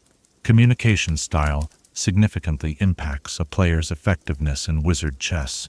The legendary wizard chess grandmaster Octavia Remnick was known for her unusually collaborative approach, often phrasing commands as conditional suggestions that allowed her pieces to exercise limited judgment in execution. Knight to f3. With caution if the bishop appears restless, she might say, granting her pieces a degree of tactical flexibility that proved devastatingly effective against more dictatorial opponents. By contrast, the German champion Wilhelm Schackmeister favored absolute authority, training with his personal chess set for decades until the pieces responded to his commands with military precision, regardless of their individual instincts. This approach proved nearly unbeatable in standard play, but faltered dramatically during his famous 1932 exhibition match against Remnick, when Schackmeister was required to use an unfamiliar set whose pieces subtly resisted his authoritarian style. Ron Weasley's exceptional talent for wizard chess exemplifies yet another approach. His natural strategic intuition combined with an unpretentious communication style that resonated particularly well with pawns, often the most overlooked pieces in the set. Witnesses to his famous matches at Hogwarts noted how his pawns moved with unusual courage and coordination, sometimes forming defensive formations independently, while Weasley focused on more complex tactical operations with his major pieces. The psychology of wizard chess extends to the relationship between opposing pieces as well. Unlike Muggle chess, where captures are silent and abstract, wizard chess involves brief but intense combat between pieces. These confrontations follow strict magical parameters. No piece can refuse a properly executed capture move, and the violence is contained within the enchantment of the set itself, but they nonetheless create a dynamic absent from the Muggle version. Pieces that have successfully captured opponents often display increased confidence, sometimes moving with greater alacrity or offering tactical suggestions in particularly close games. Conversely, pieces that have seen many of their side captured may become hesitant or defensive, requiring more emphatic commands to place themselves in vulnerable positions. Expert players monitor these psychological currents carefully, sometimes adjusting their strategy to target unusually confident opposing pieces or to protect their own forces from demoralization. The magical boundary of the chessboard itself plays a crucial role in regulating the semi-autonomous behavior of the pieces. This enchantment, renewed whenever a game begins with the traditional opening declaration, "Yo, I command these forces in strategic contest," establishes temporary magical jurisdiction that supersedes the piece's individual personalities. Without this boundary, chess pieces would retain their animated nature, but lose the structured framework that makes strategic play possible. A fact tragically demonstrated in 1749, when an improperly enchanted board allowed pieces to abandon chess movement rules, resulting in what witnesses described as a small but devastating insurrection that destroyed an entire wizard's study before the pieces could be contained. The finest wizard chess sets in Britain have historical significance beyond their gaming function. The Weasley family set, though humble in appearance, represents an excellent example of handcrafted 18th-century workmanship, with pieces showing the characteristic expressiveness of that period. Despite its worn appearance, chess experts who have observed it note the exceptional responsiveness of its pieces, particularly the knight that Ron Weasley favored in his youth, which displays tactical intelligence unusual for a set of its age and origins. By far the most famous chess set in recent wizarding history is the giant enchanted set created by Minerva McGonagall to guard the Philosopher's Stone. This extraordinary magical achievement modified the standard wizard chess enchantment in several critical ways. The pieces were enlarged to human scale, their combat capabilities significantly enhanced, and most remarkably, the enchantment was adapted to allow human players to substitute themselves for pieces on the board, becoming subject to the same magical constraints as carved stone. The McGonagall set represents perhaps the most complex application of chess enchantment ever recorded, as it required harmonizing the semi-sentient nature of chess pieces with the fully conscious participation of human players. That 3 first-year students managed to successfully navigate this challenge speaks to both Ron Weasley's exceptional chess intuition and the fundamental principle that underlies all wizard chess: the balance between commanding and collaborating with magical forces that possess their own limited agency. Tournament play in wizard chess follows structures similar to Muggle chess, with timed matches and standardized rules, but includes additional regulations addressing the unique aspects of the magical game.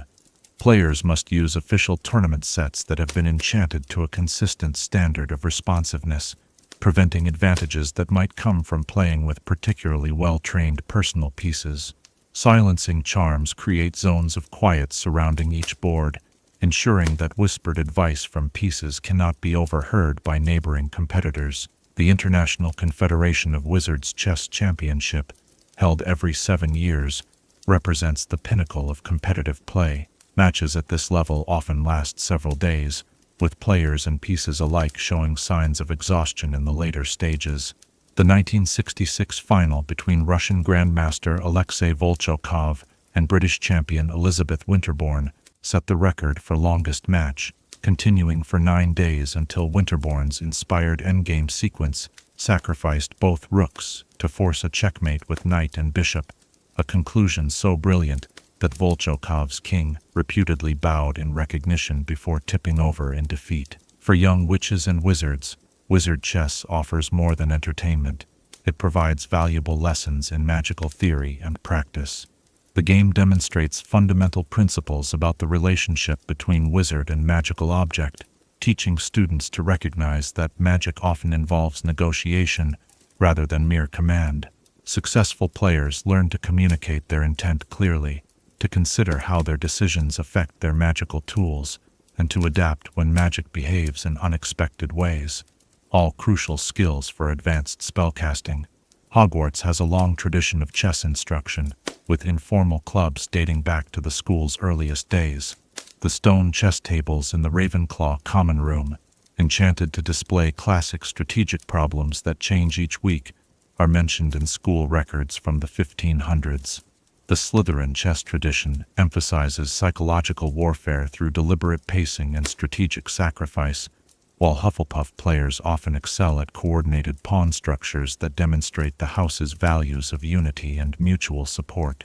The greatest wizard chess player to emerge from Hogwarts in recent memory, Ronald Weasley showed exceptional aptitude from his first year, when his strategic acumen proved crucial in protecting the Philosopher's Stone.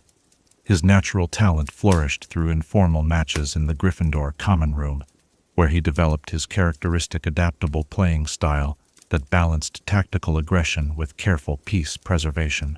Though Weasley never pursued competitive chess professionally, chess historians consider his school-age performances indicative of grandmaster potential. Beyond Britain, different wizarding cultures have developed unique variations of wizard chess. American wizards play a faster-paced version with slightly different castling rules and pieces enchanted for quicker decision-making. The Japanese magical community has integrated elements of shogi, creating sets where captured pieces may be reintroduced to the board with altered allegiance, a fascinating magical challenge that requires pieces to occasionally battle former allies. Indian wizarding chess features an expanded 10x10 board and additional pieces representing magical creatures with movement patterns inspired by their natural abilities. As our evening together draws toward its conclusion, the imagined sound of chess pieces returning to their starting positions reminds us of the game's enduring appeal. Beyond the strategic complexity shared with its Muggle counterpart, wizard chess offers a uniquely magical experience, the opportunity to command not just lifeless pieces, but miniature personalities with their own perspectives on the unfolding battle. In this, perhaps, lies the game's deepest appeal. The chance to engage with magic not through domination, but through leadership, persuasion, and mutual respect. As you drift towards sleep, consider which pieces you would most trust in your own chess army, and how you might communicate with them to bring out their finest strategic potential. Would you favor the bold approach of an attacking player, or the subtle patience of a positional expert? In your relationship with the magical world, are you a commander, a collaborator, or something unique to your own nature? Chapter 8. The Champions of Historic Tri-Wizard Tournaments. The flames in our hearth dance and flicker like a miniature goblet of fire, casting shadows that seem to whisper tales of glory and peril from centuries past. Tonight, our journey takes us through the illustrious and often tragic history of the Tri-Wizard Tournament's greatest champions, those exceptional young witches and wizards whose names were inscribed in magical history through their courage, cunning, and magical prowess. When we consider these legendary champions, we must begin with Gwendolen the Golden, the Hogwarts champion of 1321, a Gryffindor of exceptional transfiguration talent. Gwendolen earned her epithet not for her shimmering blonde hair, as many assume, but for her unprecedented perfect score in the tournament's first task, transforming a rampaging manticore into a harmless golden statuette, while her competitors struggled merely to evade the creature's attacks. Her victory established Britain as a formidable competitor in the early tournaments, and introduced transfiguration as a viable approach to tasks previously dominated by combat magic. The historical records of these early tournaments remain frustratingly incomplete, with details often preserved only in personal journals, tapestries depicting key moments, or oral histories passed down through wizarding families. We know that following Gwendolen's triumph, Beauxbatons responded by selecting champions specifically for their transfiguration abilities, culminating in the legendary performance of Jean-Philippe Montmorency in the tournament of 1387. Montmorency remains perhaps the most academically influential champion in the tournament's history. His approach to the second task, navigating an enchanted labyrinth that rearranged itself continuously, introduced the temporal anchoring charm, a spell he created specifically for the competition, but which subsequently became a standard component of advanced magical exploration. When faced with ever-shifting pathways, Montmorency tethered his magical signature to his starting position, allowing him to create a consistent reference point in an inconsistent environment. This innovation earned him not just the tournament victory, but an invitation to join the renowned French Magical Research Institute, where his work on spatial temporal magic continues to influence spell development to this day. The 15th century saw the emergence of Durmstrang as a dominant force in the tournament, beginning with the controversial victory of Dimitri Krum, an ancestor of Victor Krum in 1446. Krum's approach to the tournament emphasized physical conditioning alongside magical ability, a philosophy that reflected Durmstrang's more holistic approach to magical education. Where Hogwarts champions traditionally relied on specific spells for specific challenges, and Beauxbatons favored elegant magical theory, Krum introduced a style of competition that integrated wandwork with physical prowess. This approach proved particularly effective in the tournament of 1446, where the third task required champions to climb an enchanted mountain, whose environment became increasingly hostile as they ascended. While his competitors attempted to counter each magical obstacle individually, conjuring warmth against freezing temperatures, creating magical barriers against avalanches. Crumb encompassed himself in a sustained bubble-head charm, modified to regulate both oxygen and temperature, then relied on his remarkable physical strength for the ascent. This victory established a dynasty of Durmstrang champions who dominated the tournament for nearly a century. The balance shifted again in 1563, with the emergence of perhaps the most tactically brilliant champion in tournament history, Elspeth Cromwell of Hogwarts, a Ravenclaw whose unremarkable academic record had made her selection as champion something of a surprise. Cromwell revealed an exceptional gift for strategic thinking and psychological warfare throughout the competition. Rather than confronting challenges directly, she consistently manipulated her environment and her competitors' expectations to create indirect solutions. In the second task, when champions were required to retrieve a golden key from a nest of fire crabs, Cromwell transfigured a nearby rock not into a weapon or shield as expected, but into a more attractive potential nest. The fire crabs, presented with superior accommodation, voluntarily relocated, allowing her to claim the key without a single offensive spell. This victory was particularly sweet as it came during a period of political tension between magical Britain and France, with Cromwell's triumph celebrated as a vindication of British magical ingenuity. The 17th century marked a dark period in tournament history, with successive competitions marred by increasingly dangerous tasks, and consequently, a rising toll of fatalities. The tournament of 1638 remains infamous for the loss of all three champions during a third task involving an enchanted whirlpool that proved impossibly difficult to escape. This tragedy led to the first temporary suspension of the tournament and a comprehensive review of safety measures. When competition resumed in 1663, the selection process had been modified to incorporate magical testing of candidates' defensive capabilities alongside the Goblet of Fire's mysterious criteria. This tournament introduced Beauxbaton's champion Angelique Delacour, the first in a long line of exceptional champions from that family, whose mastery of defensive charms set new standards for tournament preparation.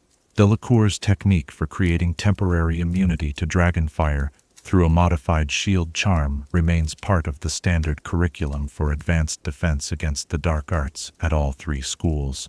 The longest unbroken sequence of tournaments ran from 1679 through 1792. During this period, the competition became increasingly integrated with diplomatic relations between the participating schools and their respective countries. Champions were often treated as unofficial ambassadors, with their success or failure affecting international magical cooperation. The most politically significant victory during this era belonged to Hogwarts champion Thaddeus Potter, a distant relative of the Potter line that would later produce Harry in the tournament of 1703.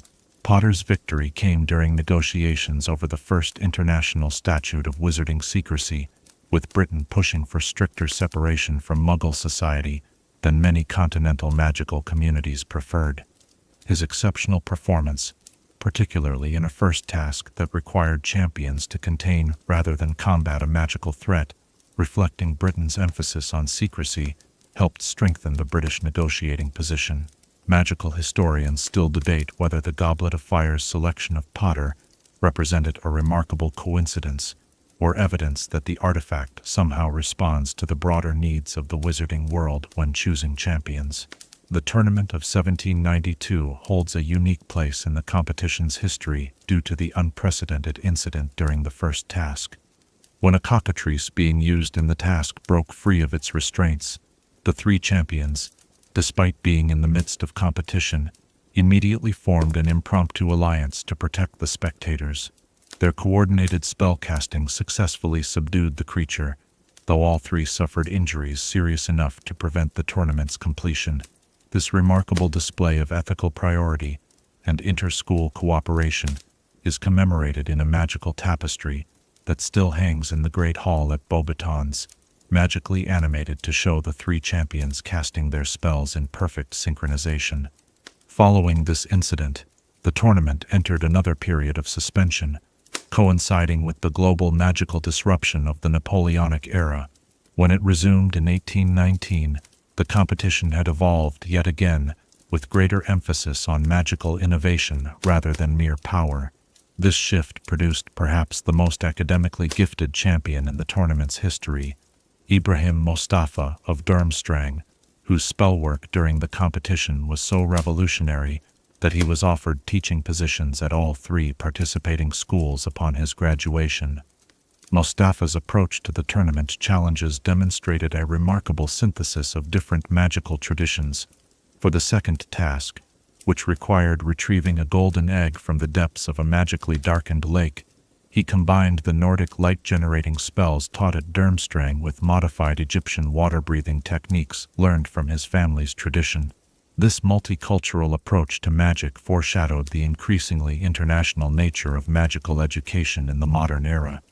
The late 19th century saw the emergence of another Hogwarts dynasty, with the spectacular performance of Artemisia Black in the tournament of 1873. A Slytherin of impeccable lineage and extraordinary magical talent, Black approached the tournament with meticulous preparation and ruthless efficiency. Her victory was particularly notable for the unprecedented margin by which she outscored her competitors, completing the final task, navigating an obstacle course of magical creatures, in less than half the time of the second-place champion. Black's performance reflects the tournament's evolution over the centuries, where early champions often relied on raw magical power or single areas of exceptional ability. Champions of the modern era increasingly demonstrated balanced magical education and adaptability. Black's comprehensive understanding of magical creatures, exceptional defensive spells, and precise charm work represented the ideal of magical education that the tournament had come to celebrate. The final tournament before the extended hiatus that would last until 1994 was held in 1897. This competition is remembered for both the exceptional quality of all 3 champions and the unusually harmonious spirit in which it was conducted. Hogwarts champion Phineas Fletcher, Beauxbaton's champion Isabelle Malfoy, from the French branch of the family, and Durmstrang champion Alexander Kowalski, formed genuine friendships that transcended the competition, corresponding for decades afterward, and eventually establishing the triangular scholarship that continues to fund student exchanges between the 3 schools. This spirit of international cooperation represented the tournament's highest aspiration, the ideal that Dumbledore sought to recapture with its revival in 1994.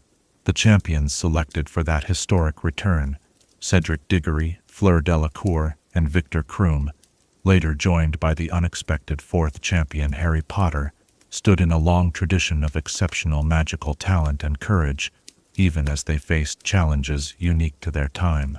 What qualities has the Goblet of Fire consistently sought in champions throughout the centuries? Historical analysis reveals certain patterns. The most successful champions typically demonstrate not just magical power but versatility, the ability to adapt their knowledge to unexpected challenges.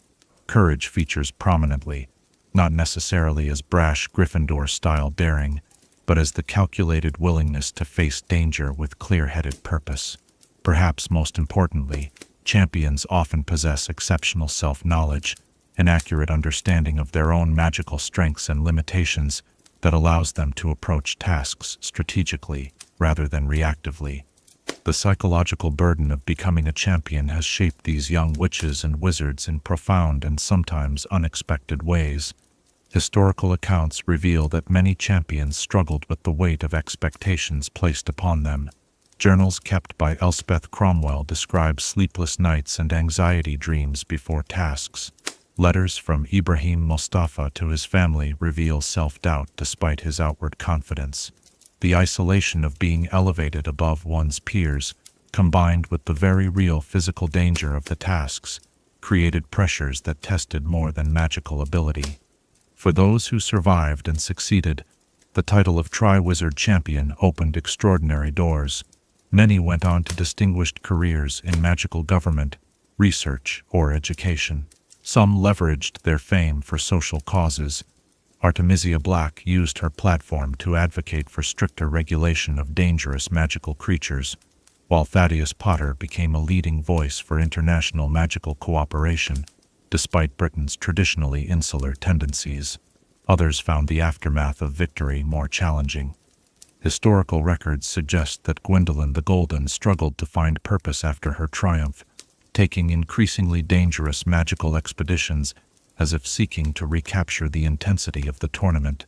Nipri Krone reportedly became obsessed with proving his victory was not mere luck, demanding rematches against his former competitors for years afterward. The tournament's power to transform young lives worked both for good and ill, creating opportunities, but also expectations that some found difficult to bear. The magical communities surrounding each school developed distinct relationships with the tournament over the centuries.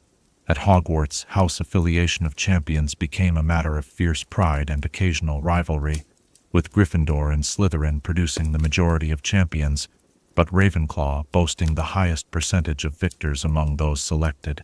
Beauxbatons developed elaborate ceremonies honoring their champions, with magical portraits commissioned before the first task, a tradition begun as a precaution given the tournament's dangers, but maintained even as safety improved. Durmstrang's approach was characteristically austere, with champions receiving recognition only upon victory, but that recognition included the rare privilege of adding a personal spell to the school's closely guarded curriculum. The most poignant stories often belonged to the champions who did not survive their tournaments. Memorial gardens at each school commemorate these fallen competitors, with enchanted stones that glow on the anniversary of their final task.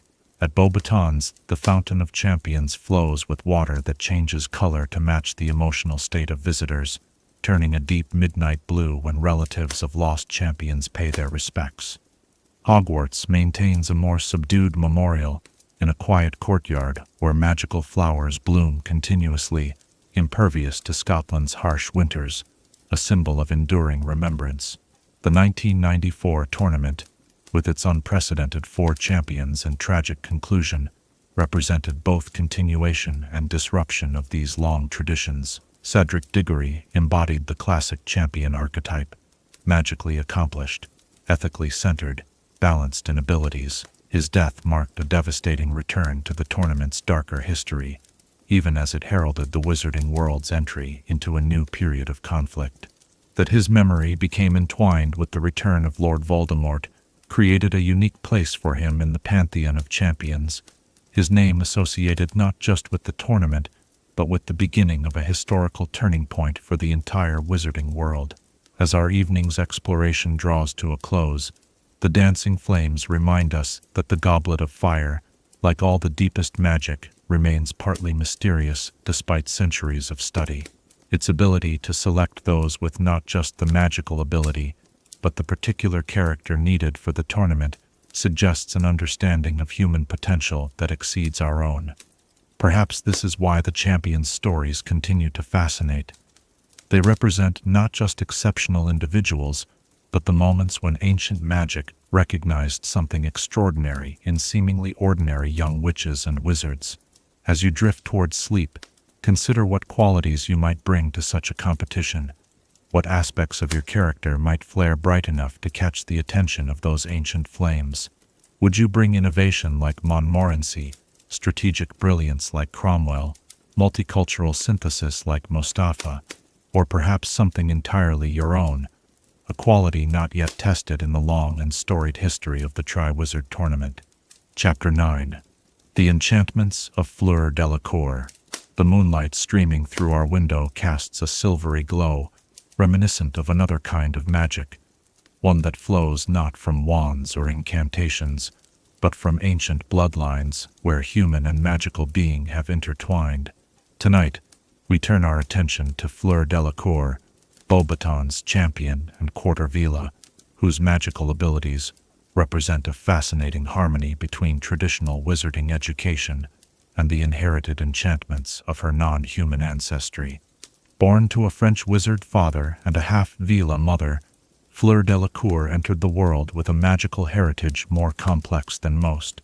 The Delacour family has long held a respected position in French wizarding society, known for their diplomatic connections and traditional approach to magical education. Yet, through her mother's lineage, Fleur inherited traces of vila magic, an ancient and elemental power quite different from the structured spellcraft taught at wizarding schools. Vila magic, at its core, is transformative and emotional in nature. Full-blooded Vila can alter their physical form dramatically when angered, manifesting bird-like features and conjuring handheld fire through pure emotional channeling rather than wand-focused spells. They also possess an innate allure, a form of passive enchantment that affects those around them, particularly men, inducing states of fascination and infatuation that border on magical compulsion. In Fleur, these inherited traits manifested in diluted but still potent forms. Atis gave her exceptional physical beauty that carried traces of the Vila allure, not strong enough to overwhelm the will of those around her as a full Vila might, but sufficient to create a noticeable effect that she learned to navigate socially from a young age. This aspect of her magical inheritance created both advantages and challenges throughout her education and later life. At Beauxbaton's Academy, where elegant self-presentation and social grace form important components of magical education, Fleur's natural presence enhanced her standing among peers and professors alike. The French magical education system, with its emphasis on the harmonious integration of different magical disciplines, provided an environment where her unusual magical heritage could be developed alongside traditional wandwork. Beauxbaton's curriculum, while covering the same fundamental magical subjects as Hogwarts, approaches them through a distinctly continental philosophical framework, where British magical education tends to maintain clear boundaries between disciplines. Charms separate from transfiguration, both distinct from potions. The French tradition emphasizes the flowing connections between different expressions of magical power. This holistic approach proved particularly well suited to a student whose magic contained both human and Vila elements. Under the guidance of Madame Maxime, herself of mixed human and magical being heritage, Fleur developed considerable skill in charms, a discipline where her natural Vila affinity for enchantment could enhance traditional wandwork. Her specialty emerged in charms related to emotional states and sensory experiences. The Beauxbaton's approach to such magic differs significantly from British methods, focusing less on the mechanical precision of wand movements and more on the harmonization of the caster's emotional intent with their magical execution. This educational background, combined with her inherited Vila sensibilities, made Fleur particularly adept at environmental enchantments, spells that alter the atmosphere or sensory qualities of a space. At Beauxbaton's, such magic is considered both practically valuable and artistically significant, used not merely for comfort, but as expression of magical refinement. While never explicitly confirmed, magical scholars who observed the elegant comfort of Shell Cottage during the Second Wizarding War suspected that Fleur's environmental enchantments played a significant role in transforming the rustic building into a haven of warmth and security, despite the dangerous times. Fleur's selection as Beauxbaton's champion for the Triwizard Tournament reflected not just her technical magical proficiency, but also her mastery of the school's philosophical approach to magic. The Goblet of Fire, with its ancient and mysterious methods of assessment, recognized in her the balance of traditional magical education with unique personal qualities that exemplifies the ideal Beauxbaton's student. Her approach to the tournament tasks revealed the distinctive qualities of her magic. In the first task, facing a Welsh green dragon, Fleur employed an enchantment that showcased the intersection of her formal education and Vila heritage. Rather than attempting to overpower or distract the dragon through conventional means, she cast a charm designed to induce a trance-like state, a specialized application of sleep enchantment that affected the dragon's sensory perception. While partially successful, this attempt revealed both the strengths and limitations of her magical approach. The dragon initially succumbed to the enchantment, demonstrating the potency of Fleur's charm work, particularly when directed at altering consciousness or emotional states. However, when the dragon snorted in its semi-sleeping state, its breath ignited Fleur's skirt, requiring quick defensive magic on her part. This moment illustrated the challenge faced by a witch, whose magical strengths lie more in enchantment than in raw power or combat magic. The second task placed Fleur in the Black Lake, an environment particularly challenging for a witch with Vila ancestry. Vila magic is fundamentally associated with air and fire, elements diametrically opposed to the watery depths. Her difficulty in this task stemmed not merely from the physical challenge, but from the magical dissonance between her partial Vila nature and the underwater environment. The bubblehead charm she employed represented standard magical problem-solving, but underwater, the subtle environmental enchantments that typically enhanced her magic were severely hampered. When Grandilos attacked her, Fleur found herself without access to the emotional reservoir that unconsciously strengthened her spellwork in more compatible surroundings. This vulnerability illustrates an important aspect of mixed magical heritage. The same innate connections that provide unique strengths can create specific weaknesses when those elemental affinities are contradicted. By the third task, Fleur had adapted her approach based on these experiences. Her performance in the maze, though eventually cut short by Victor Krum under the Imperious Curse, demonstrated more balanced preparation. Witnesses positioned near the maze perimeter reported sensing wave sauce of calming enchantment emanating from her section of the labyrinth, evidence that she was using her affinity for environmental magic defensively, creating a sphere of influence that might alert her to approaching dangers through disturbances in her carefully maintained magical atmosphere. Beyond the tournament, Fleur's magical development continued along a path that increasingly integrated her dual heritage. Her marriage to Bill Weasley, a wizard whose work as a cursebreaker required exceptional magical sensitivity and adaptability, created a partnership where her distinctive magical approach complemented his technical expertise. The protection of Shell Cottage, during the darkest days of the Second Wizarding War, showcased the maturation of Fleur's magical abilities. While Bill contributed conventional protective enchantments, magical observers have noted evidence of layered environmental charms throughout the property that bore the distinctive signature of part Vila magic. Enchantments focused not merely on repelling intruders, but on creating a sanctuary where fear and despair found it difficult to penetrate. This app, Location of Magic, using enchantment to influence emotional states indirectly rather than through charms, specifically designed for emotional manipulation, represents a sophisticated expression of Fleur's Beauxbatons education combined with her Vila heritage. The continental approach to household magic differs significantly from British traditions, emphasizing the creation of harmonious magical environments where practical spells are enhanced by ambient enchantment. Fleur's wandwork itself reflects this dual heritage. Those who have observed her casting note that her wand movements incorporate a fluid grace that exceeds the requirements of the spells themselves, a characteristic often seen in witches and wizards with non-human ancestry, whose magic flows through them in ways slightly different from those of purely human descent. This quality makes her spellcasting immediately recognizable to knowledgeable observers, just as a master musician might be identified by their distinctive touch upon an instrument. The wand that chose Fleur Rosewood with a Vila hair core deserves particular attention in understanding her magic. Rosewood wands are relatively uncommon, associated with enchantment and beauty magic, and known for performing best for witches and wizards with clear minds and pure intentions.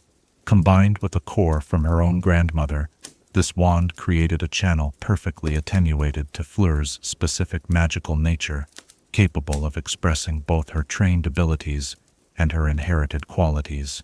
Ollivander himself once remarked that wands containing hair from magical beings closely related to the witch or wizard often produce magic of unusual emotional resonance, though they can be temperamental with certain types of spellwork. This characteristic matched Fleur's magical strengths and preferences perfectly, exceptional in charms related to protection, enchantment, and emotional atmosphere, though perhaps less naturally suited to transfiguration or combative magic. The linguistic aspect of Fleur's magic also merits consideration. Magic performed in one's native language often flows more naturally than spells learned in a secondary tongue. Fleur's French magical education would have established her primary magical vocabulary in that language, with English spells representing a later adaptation. The lilting accent that characterized her English speech likely carried into her incantations as well, creating a subtle but distinctive variation in her spellwork. In traditional European magical theory, such variations are not merely cosmetic but can influence the quality and character of the resulting magic. The Beauxbatons approach acknowledges this through specific training in magical articulation, exercises designed to help students find the optimal vocal expression of magical intent regardless of the specific language being used. This training would have helped Fleur maintain magical efficacy despite linguistic transitions.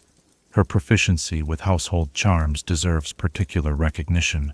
Often dismissed as mundane magic, the sophisticated orchestration of domestic enchantments actually requires considerable magical finesse, particularly when adapting to a new cultural context. The seamless integration of French magical housekeeping traditions with the Weasley household's existing enchantments demonstrated not just technical skill, but cultural magical adaptability.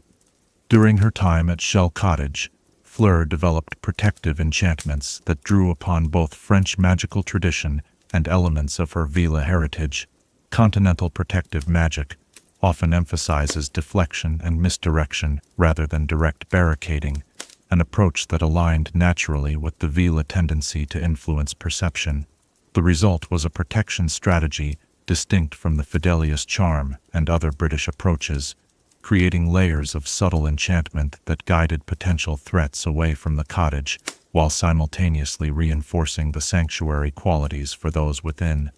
The full expression of Fleur's magical abilities during the Battle of Hogwarts remains less documented than those of many other participants, as she fought away from the main focal points of historical accounts. However, witnesses who encountered her during the conflict described spell combinations that blended standard defensive magic with unusual sensory effects. Opponents, momentarily disoriented by flashes of light, more brilliant than standard spellfire would produce, or experiencing brief but disruptive sensations of disorientation before being struck by conventional offensive spells. These reports suggest that even in combat, Fleur maintained her distinctive magical approach, using her affinity for environmental and sensory enchantment to enhance more direct magical tactics.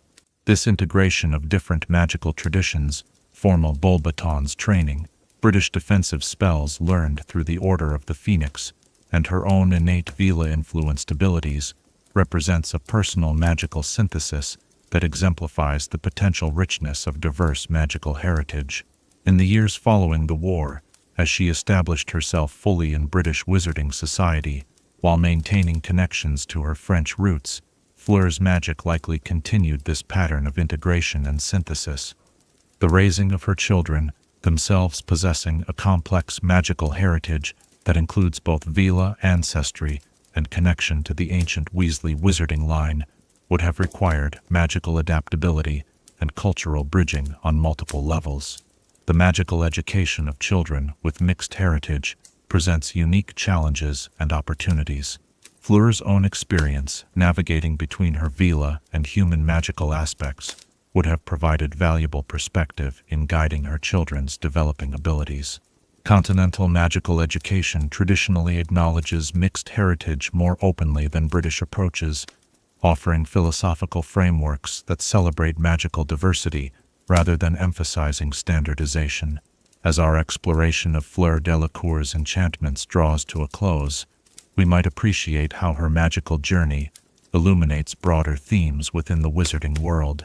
The integration of different magical traditions, the unique qualities that emerge from mixed magical heritage, and the way personal history shapes magical expression all find expression in her story. From Beauxbatons champion to defender of Shell Cottage, her magic consistently reflected both her formal education and her distinctive magical inheritance.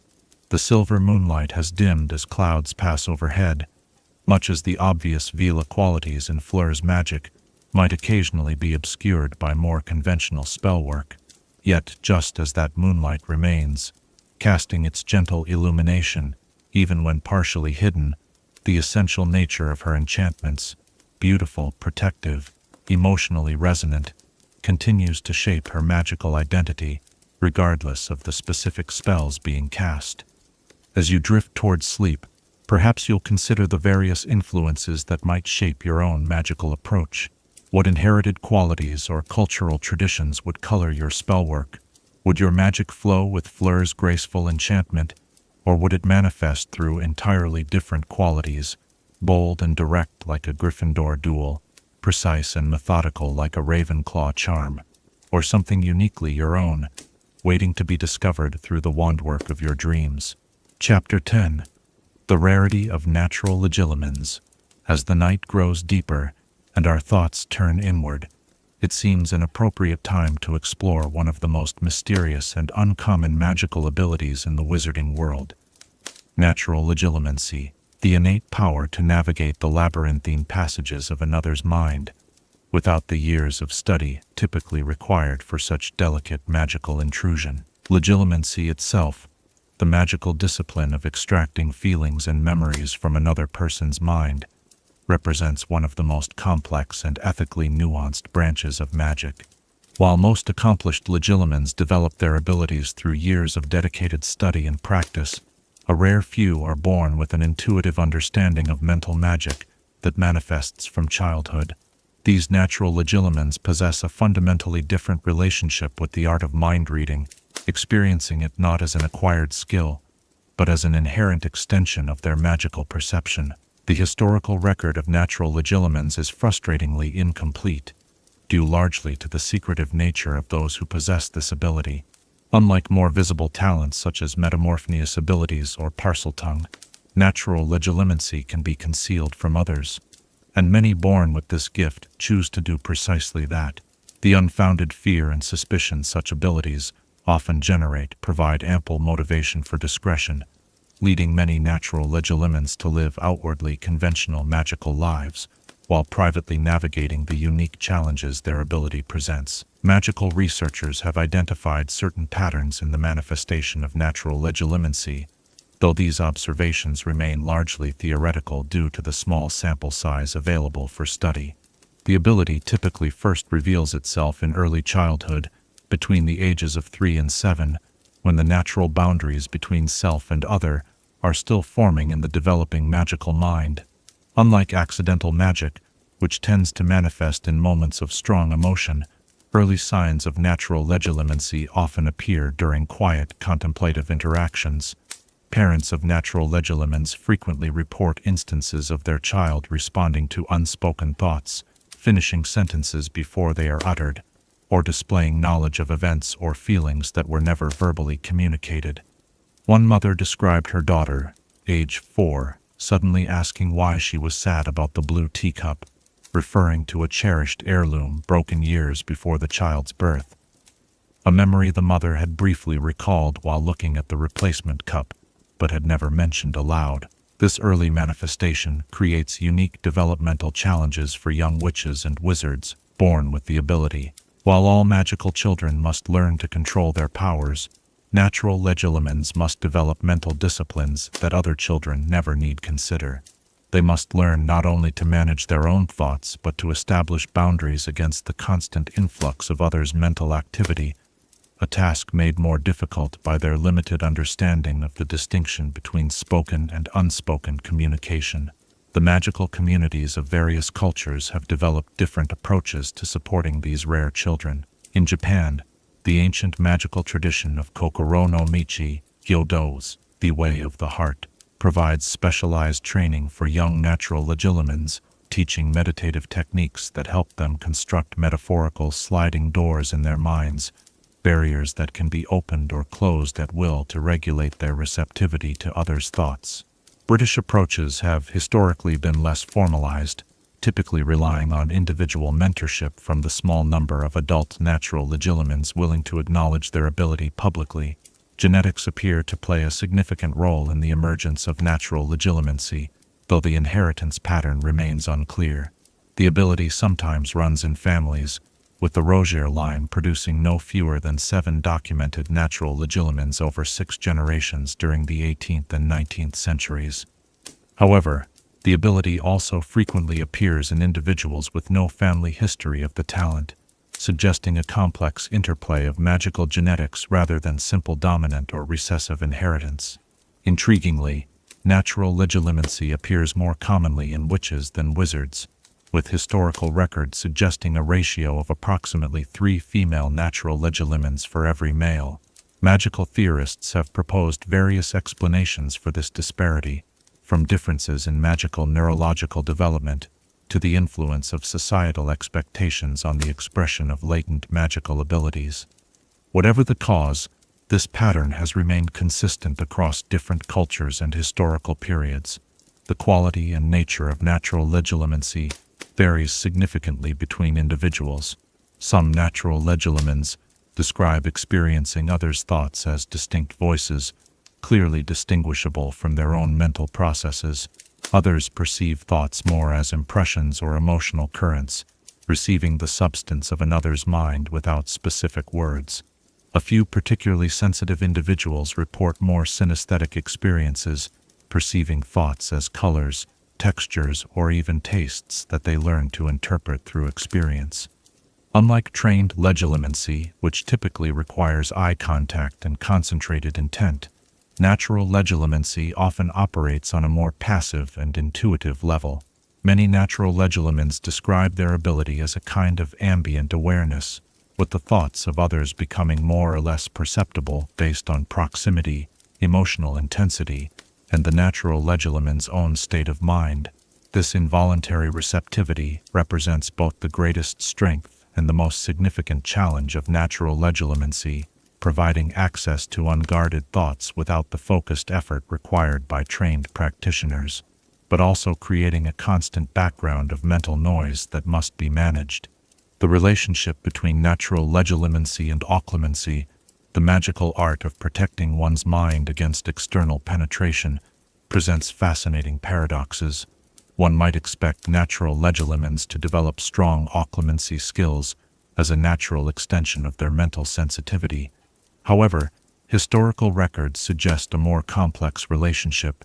Some natural legilimens indeed become exceptional occlumens, using their intuitive understanding of mental magic to construct nearly impenetrable defenses. Others, however, struggle with occlumency precisely because their innate receptivity to others' thoughts makes it difficult to establish the mental separation necessary for effective shields. Queenie Goldstein, the American natural legilimens, who became entangled in the events surrounding Gellert Grindelwald's rise to power, exemplifies both the gifts and vulnerabilities associated with this ability. Historical accounts describe her as possessing exceptional sensitivity to others' thoughts, but lacking the mental compartmentalization that might have protected her from manipulation. Her story serves as a poignant reminder that natural magical talents without proper training and ethical grounding can leave even powerful witches and wizards vulnerable to influence. The ethical dimensions of natural legilimency create profound challenges for those born with the ability. Unlike other forms of magic that act upon the physical world, mental magic inherently involves crossing the boundaries between self and other in ways that raise questions of consent and privacy. Young natural legilimens must develop not just magical control but ethical frameworks for navigating these questions, determining when, if ever, it is appropriate to access another's thoughts without explicit permission. Different magical societies have established varying legal and cultural approaches to these ethical questions. The Eastern European magical tradition maintains particularly strict regulations, with unauthorized use of natural legilimency classified as a serious magical offense equivalent to using the Imperious Curse. British wizarding law takes a more nuanced approach, acknowledging the involuntary aspects of natural legilimency while still holding practitioners responsible for acting upon information obtained through their ability. The most famous natural legilimens in recent wizarding history is undoubtedly Albus Dumbledore, though he rarely discussed this aspect of his magical abilities publicly. Careful analysis of historical accounts suggests that his natural legilimency manifested early, likely explaining his exceptional insight into others' motivations and his ability to see through deception even as a young wizard.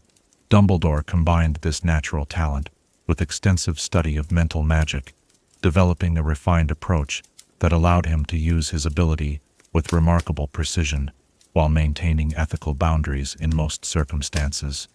Interestingly, Tom Riddle, later Lord Voldemort, also displayed signs of natural legilimency from childhood, though his was a darker and more invasive expression of the talent. His ability to ferret out secrets, as described by Dumbledore, represented natural legilimency without ethical constraint, used deliberately to gain power over others. The contrast between Dumbledore and Riddle illustrates how the same innate magical gift can develop in radically different directions, depending on the character and choices of the witch or wizard who possesses it. The relationship between natural legilimency and other rare magical abilities presents several intriguing patterns. Historical records suggest a higher-than-expected correlation between natural legilimency and Parseltongue, though the connection remains unexplained. Some magical theorists propose that both abilities involve a form of innate translation, one of serpent language, the other of human thought, while others suggest a more fundamental link in the magical neurological structures that facilitate non-standard magical communication. Perhaps most interestingly, natural Legilimens often demonstrate an unusual relationship with divination. While they rarely possess true seer abilities, many show aptitude for the more intuitive aspects of divination practice. This connection may stem from the heightened sensitivity that characterizes both talents, an ability to perceive patterns and meanings that remain hidden to others, whether in the movements of celestial bodies, the arrangement of tea leaves, or the unspoken thoughts creating subtle shifts in expression and behavior. The training of young natural Legilimens at Hogwarts and other magical schools has historically been handled through discrete individual mentorship rather than formal curriculum. At Hogwarts, this responsibility traditionally falls to the headmaster or headmistress, who maintains a confidential registry of students with the ability and arranges appropriate guidance. This approach balances the need for specialized instruction with the privacy concerns that often lead natural Legilimens and their families to avoid public acknowledgement of the talent. For adult natural Legilimens, career paths often reflect the unique perspective their ability provides. Many find themselves drawn to fields that benefit from deep understanding of human motivation and unspoken dynamics. Magical diplomacy, healing, particularly in the mental health specialties at St. Mungo's, and certain divisions of magical law enforcement. Others deliberately choose professions with limited human contact, seeking respite from the constant mental input their ability provides. A disproportionate number of natural Legilimens have become unspeakables, suggesting that the Department of Mysteries particularly values their unique perceptual abilities. The defensive measures employed against natural Legilimency differ somewhat from those used against trained Legilimens. While conventional occlumency remains effective, more subtle techniques have developed specifically to address the passive, intuitive nature of natural Legilimency. These include thought-veiling charms that don't block mental access entirely, but rather blur the specificity of thoughts, allowing emotional content to remain perceptible while protecting precise information. Such measures acknowledge the difficulty of maintaining constant occlumency shields while providing necessary privacy in communities where natural Legilimens reside. Natural Legilimency's rarity, estimated at fewer than 1 in 10,000 magical persons, creates both practical and societal challenges. Most witches and wizards will never knowingly encounter a natural Legilimens, leading to persistence of myths and misconceptions about the ability. Common folkloric beliefs suggest that natural Legilimens can be identified by heterochromia, different colored eyes, or that they cast no shadow under certain phases of the moon, baseless superstitions that nevertheless contribute to the wariness with which they are sometimes regarded.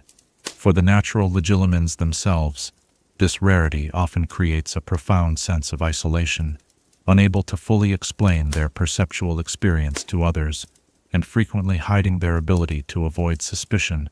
Many describe a lingering sense of difference that shapes their relationship with the broader magical community. Support networks have emerged in larger magical cities, informal gatherings where natural Legilimens can share experiences and coping strategies, without the need for constant explanation or justification.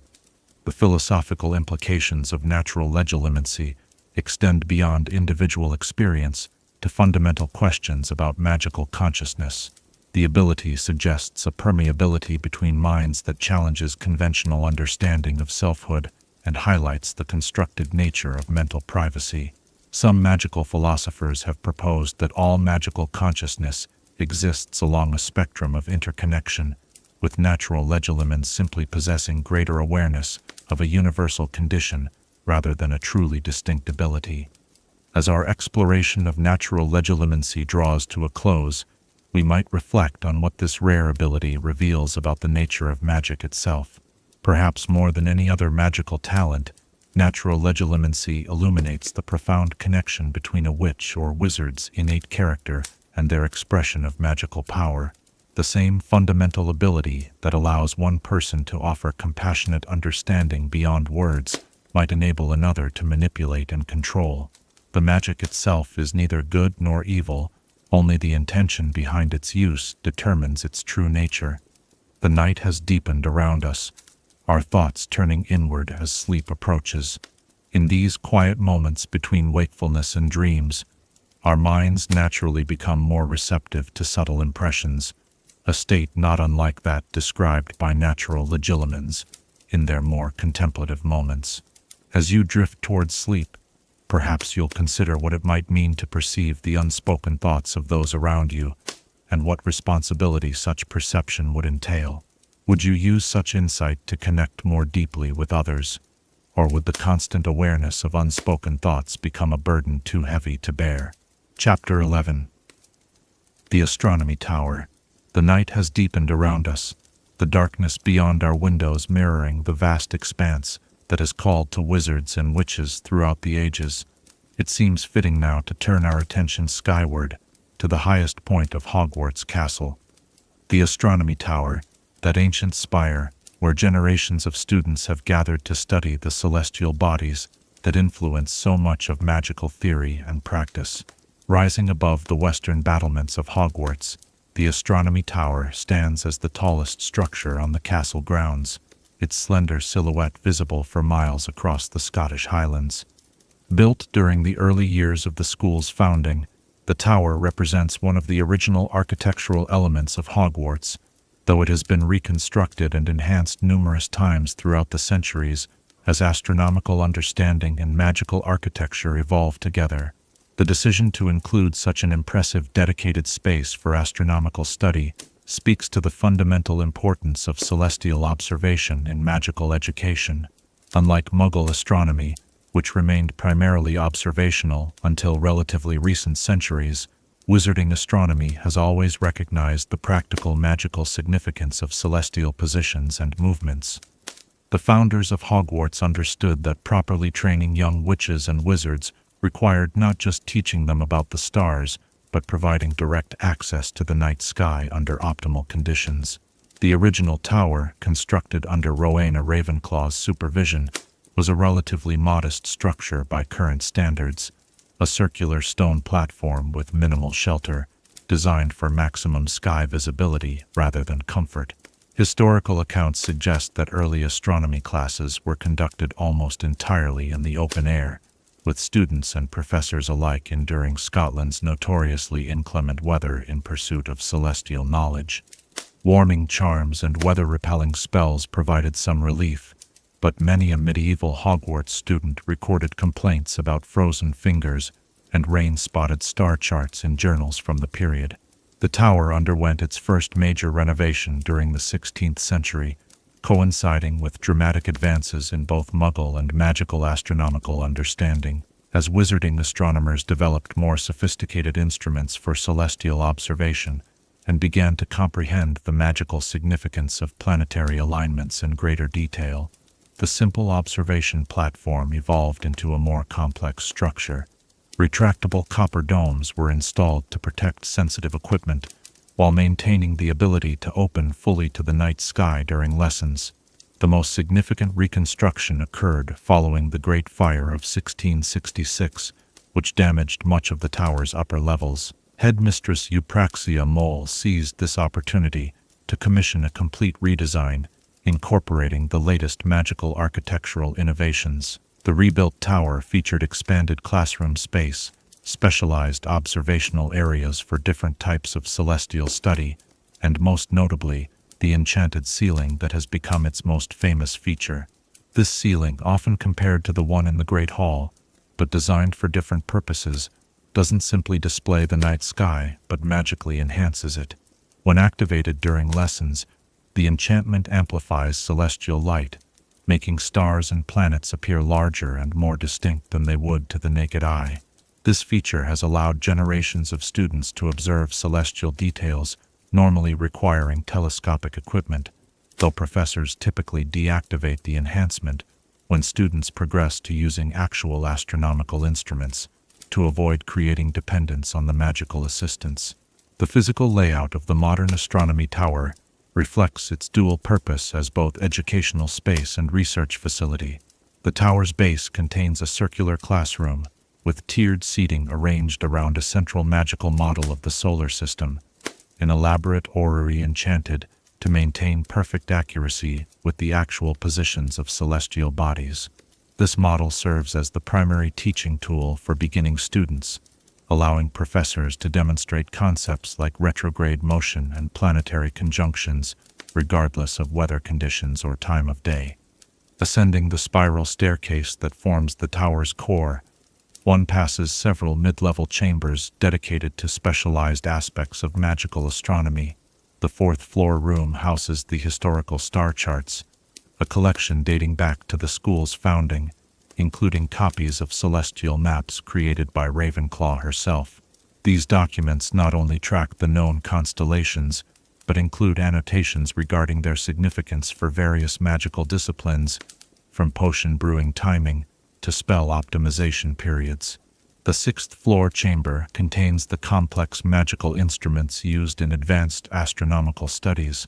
Here, silver astrolabes, calibrated to measure magical energy fluctuations during different lunar phases, share space with enchanted telescopes capable of piercing magical concealment spells.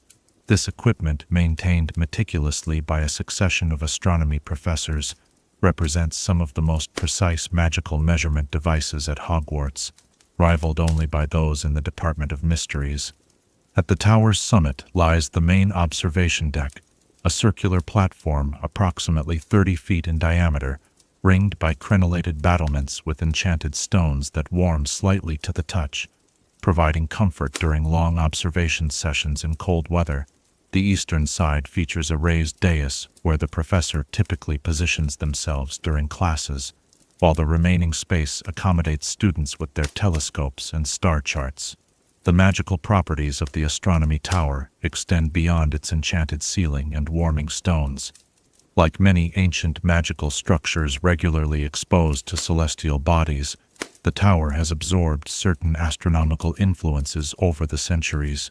During particularly powerful celestial events, the transit of magical comets, rare planetary alignments, or meteor showers with high magical content, witnesses report that the stone itself seems to hum with absorbed energy, and the tower's shadow cast by moonlight occasionally appears to shift independently of the moon's movement. These properties made the tower particularly suitable for its educational purpose. The subtle celestial energy permeating the structure enhances certain types of astronomical magic performed within its bounds. Star charting spells cast from the tower's summit exhibit unusual precision, while divination practices based on celestial positions, distinct from the broader field of divination taught elsewhere in the castle, often produce more reliable results when conducted in the tower than in other locations. Professor Aurora Sinistra, who held the position of astronomy instructor during Harry Potter's time at Hogwarts, continued a long tradition of midnight lessons that has remained largely unchanged for centuries. The educational approach to astronomy at Hogwarts balances theoretical understanding with practical observation, requiring students to master both the mathematical principles governing celestial movements and the hands-on skills needed to document and interpret those movements accurately. First-year students begin with basic celestial navigation, learning to identify major constellations and planets, while understanding their significance in fundamental magical theory.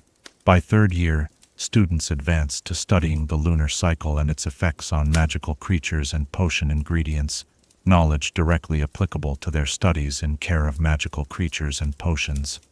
Fifth year astronomy culminates in the OWO examination, which typically includes both written questions on astronomical theory and a practical component requiring accurate observation and documentation of specific celestial bodies. For those students who continue to new T level, astronomy becomes increasingly integrated with other magical disciplines. Seventh-year students study specialized topics such as the correlation between certain deep space phenomena and rare magical manifestations, or the influence of specific star systems on particular branches of ancient magic. This advanced curriculum often involves research projects conducted over multiple nights, with students sometimes spending hours alone or in small groups at the tower's summit, documenting celestial events with potential magical significance. Beyond its academic function, the Astronomy Tower has served various practical purposes throughout Hogwarts history. During medieval times, when communication between magical communities relied heavily on trained owls, the tower functioned as an important navigational landmark for messenger birds traveling across Britain. The lantern that still burns at its summit on certain nights originated not as a teaching tool, but as a magical beacon calibrated to be visible only to owls and other magical flying creatures. During times of conflict, the tower's height and unobstructed views have made it a natural defensive position. The Battle of Hogwarts saw Professor Flitwick organizing a group of skilled seventh years at the tower's summit, using its elevated position to cast protective enchantments over wider areas of the grounds than would have been possible from ground level. Historical records suggest similar defensive uses during earlier conflicts, including the Goblin Rebellions, when then Headmaster Fortescue coordinated counterattacks from the tower's observation deck. The tower has also witnessed moments of profound personal significance for many who have passed through Hogwarts. As the most private yet accessible high point in the castle, it has long been a favored location for everything from clandestine romantic meetings to moments of solitary reflection. Many a Hogwarts student has made important life decisions while gazing out over the moonlit grounds from the tower's battlements, finding clarity in the same stars their predecessors have studied for centuries. This romantic association has embedded the tower in Hogwarts student culture, with various traditions connected to the location. For generations, Ravenclaw students have maintained the custom of celebrating academic achievements with small gatherings at the tower, believing that Rowena herself favors those who honor knowledge beneath the stars she so loved to study. A quieter tradition among Hufflepuffs involves leaving small tokens at the tower's base on the night of the spring equinox, symbolizing growth and potential as the seasonal cycle renews. Yet for all these positive associations, the Astronomy Tower also holds darker memories within Hogwarts history. Most notably, it was here that Albus Dumbledore fell to his death, following Severus Snape's fateful spell, a moment that marked a turning point in the Second Wizarding War and forever altered the tower's place in the collective memory of the wizarding world. In the years following the war, many students and staff found it difficult to visit the tower without recalling that tragic night, though Professor Sinistra worked diligently to reclaim the space for its educational purpose. The astronomical significance of that particular night, with its clear skies and specific planetary alignment, has been the subject of much scholarly discussion among those who study the intersection of astronomy and magical fate. Some magical astronomers have noted that Mars, the planet traditionally associated with conflict and violence in both Muggle and magical traditions, was unusually prominent in the sky above Hogwarts that evening. Whether mere coincidence or evidence of deeper celestial influence remains a topic of ongoing debate in magical academic circles. The post-war reconstruction of Hogwarts included significant restoration work on the Astronomy Tower, which had suffered damage during the Battle of Hogwarts. While maintaining its historical design and magical properties, subtle memorial elements were incorporated into the rebuilding, most notably the constellation patterns embedded in the new stone of the observation deck's floor, arranged so that Dumbledore's astrological signature appears in gold inlay at the exact spot where he fell. The curriculum taught in the tower evolved somewhat after the war as well, with increased emphasis on the shared astronomical knowledge between magical and Muggle communities. Professor Sinistra, influenced by the integrationist philosophies that gained prominence following Voldemort's defeat, introduced lessons comparing Muggle astronomical discoveries with their magical counterparts, highlighting how different approaches to studying the same celestial bodies could yield complementary insights. For visitors to Hogwarts today, the Astronomy Tower remains one of the most visually striking features of the castle's silhouette, its slender form reaching toward the heavens as if embodying the human desire to understand the cosmos. On clear nights, when the telescopes are positioned along the battlements and the murmur of students' voices mingles with the whisper of the Highland wind, one can almost feel the continuity between past and present, the same stars observed by countless generations, each finding their own meaning in the eternal celestial dance. As our own night deepens toward dream, consider for a moment what you might see if you stood at the tower's summit, telescopic gaze focused on the vast expanse above. Would you seek practical knowledge in the positions of the planets, inspiration in the ancient patterns of the constellations, or perhaps a moment of perspective in the humbling vastness of the cosmos? What secrets might the stars reveal to you if you knew just how to look, and what questions would you ask of those distant lights that have guided magical understanding since wizards first raised their eyes to the heavens? Chapter 12. The animation of wizard chess pieces. The fire has burned low now, casting long shadows across our chamber that almost seem to move with purpose, like miniature chess pieces plotting their next strategic advance. As our journey together nears its conclusion, let us explore one final magical wonder: the complex and fascinating enchantment process that brings wizard chess pieces to life, transforming simple carved stone into the argumentative, strategic, and occasionally impertinent figures that make the wizarding world's favorite game so distinctive. Unlike many magical objects that perform simple, repetitive functions, chess pieces require a sophisticated level of animation that balances autonomy with obedience, tactical understanding with subordination to the player's commands. This delicate magical equilibrium represents one of the most elegant examples of object animation in everyday wizarding life, neither as simple as a self-stirring cauldron nor as complex as a fully sentient magical artifact, but occupying a unique middle ground that has fascinated magical artificers for centuries. The creation of a proper set of wizard chess pieces begins with the selection of appropriate materials. Traditionally, white pieces are carved from marble or alabaster, while black pieces are fashioned from obsidian, onyx, or occasionally ebony for wooden sets. The material choice is not merely aesthetic. Different substances accept animation enchantments with varying degrees of receptivity. Stone generally holds magical imprinting more consistently than wood, while certain semi-precious materials like jade or rose quartz can produce pieces with particularly distinctive personalities. Before any carving begins, the raw materials undergo a preparation process known as magical sensitizing. This typically involves submerging the uncut stone in a potion that includes ingredients associated with cognitive enhancement, powdered jobberknoll feathers, essence of sage, and most importantly, a small amount of powdered dragon egg shell, valued for its connection to potential life and development.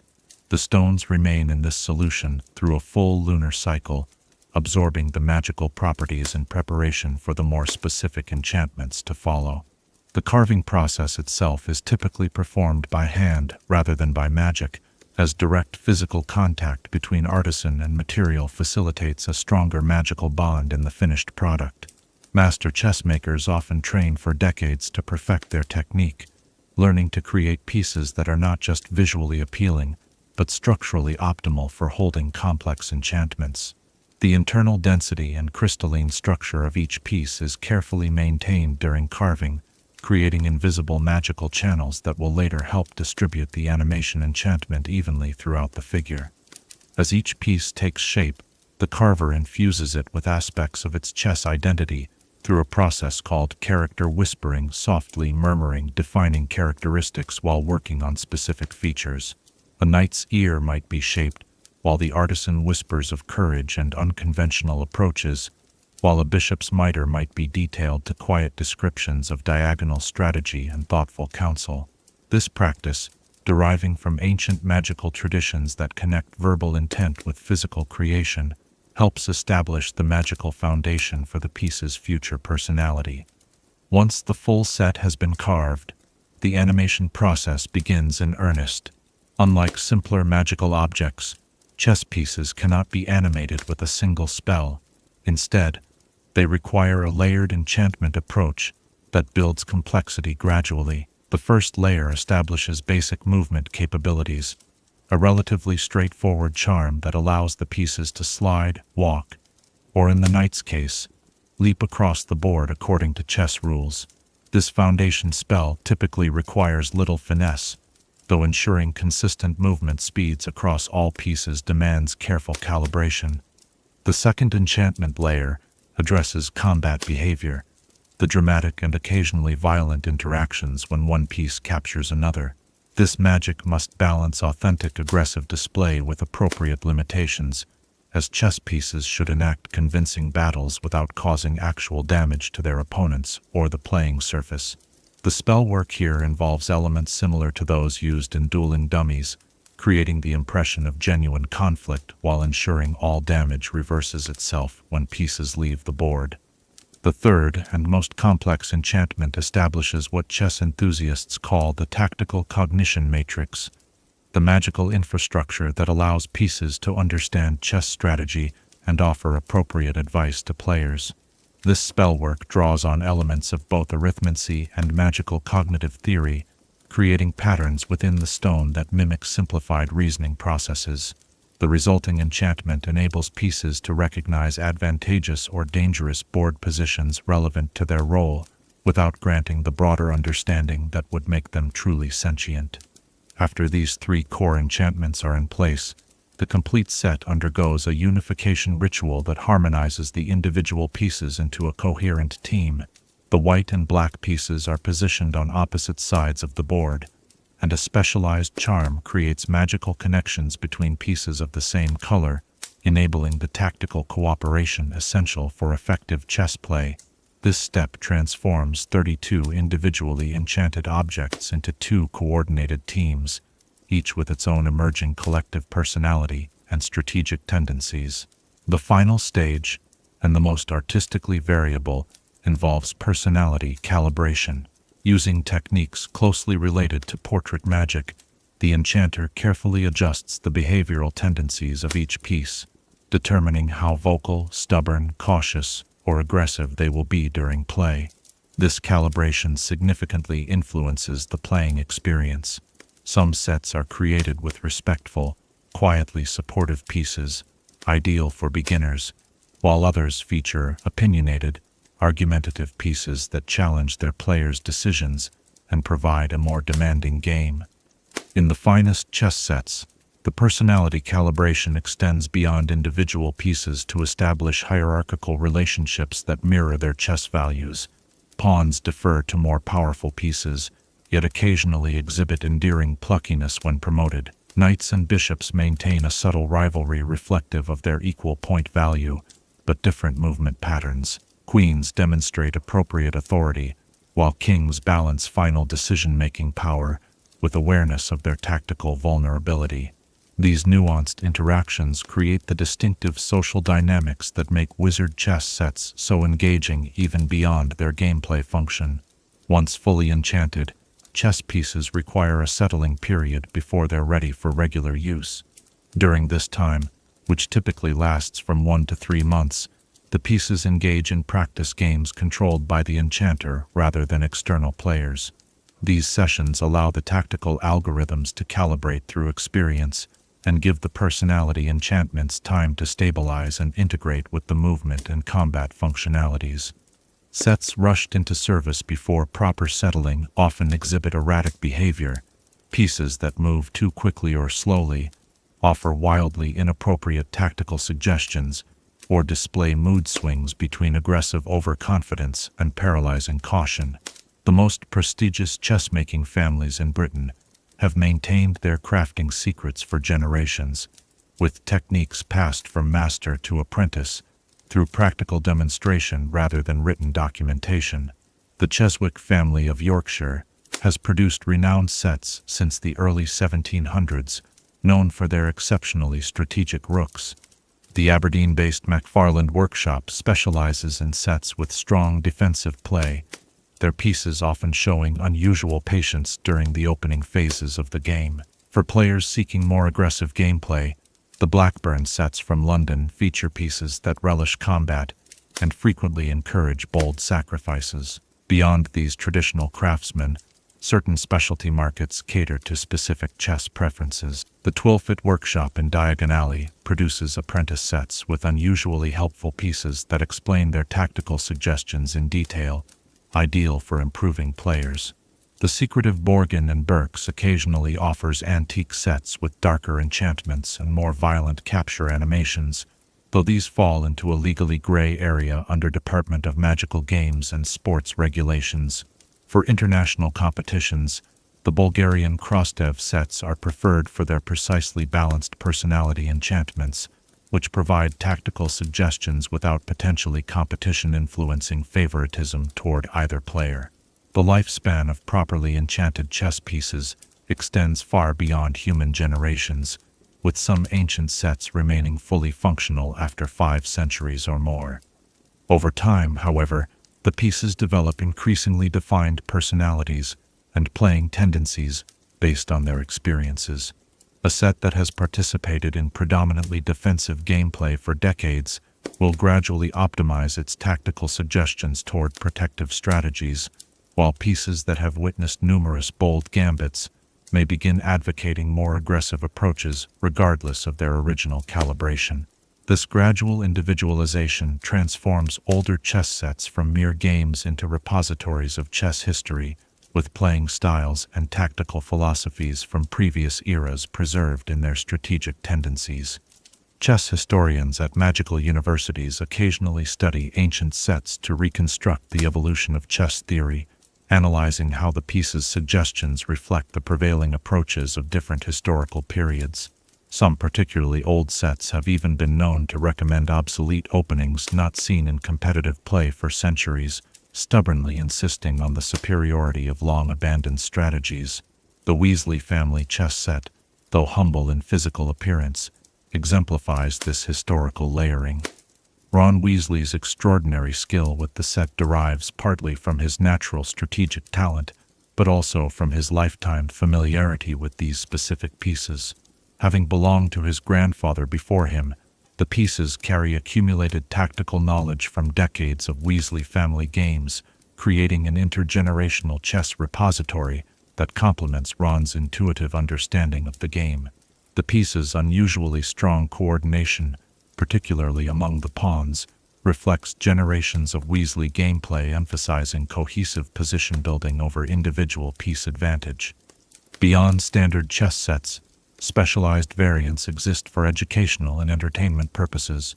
Training sets used at Hogwarts feature pieces with enhanced explanatory capabilities, designed to help students understand not just how to move the pieces, but why certain strategies prove effective. These educational sets contain additional enchantments that allow them to recreate famous historical games or demonstrate specific tactical concepts on command, a feature particularly valued by Professor McGonagall, who has used chess as a teaching tool for explaining everything from logical consequence to strategic sacrifice. At the opposite extreme, the joke shop Zonkos has periodically offered chaos chess sets with deliberately unpredictable pieces that occasionally ignore moves, suggest absurd strategies, or pretend not to understand the rules. Though useless for serious play, these novelty sets provide considerable entertainment, particularly when opponents each believe they're playing with a normal set until the pieces reveal their true nature mid-game. The largest and most complex chess animation ever attempted, was undoubtedly the giant set created by Professor McGonagall to guard the Philosopher's Stone.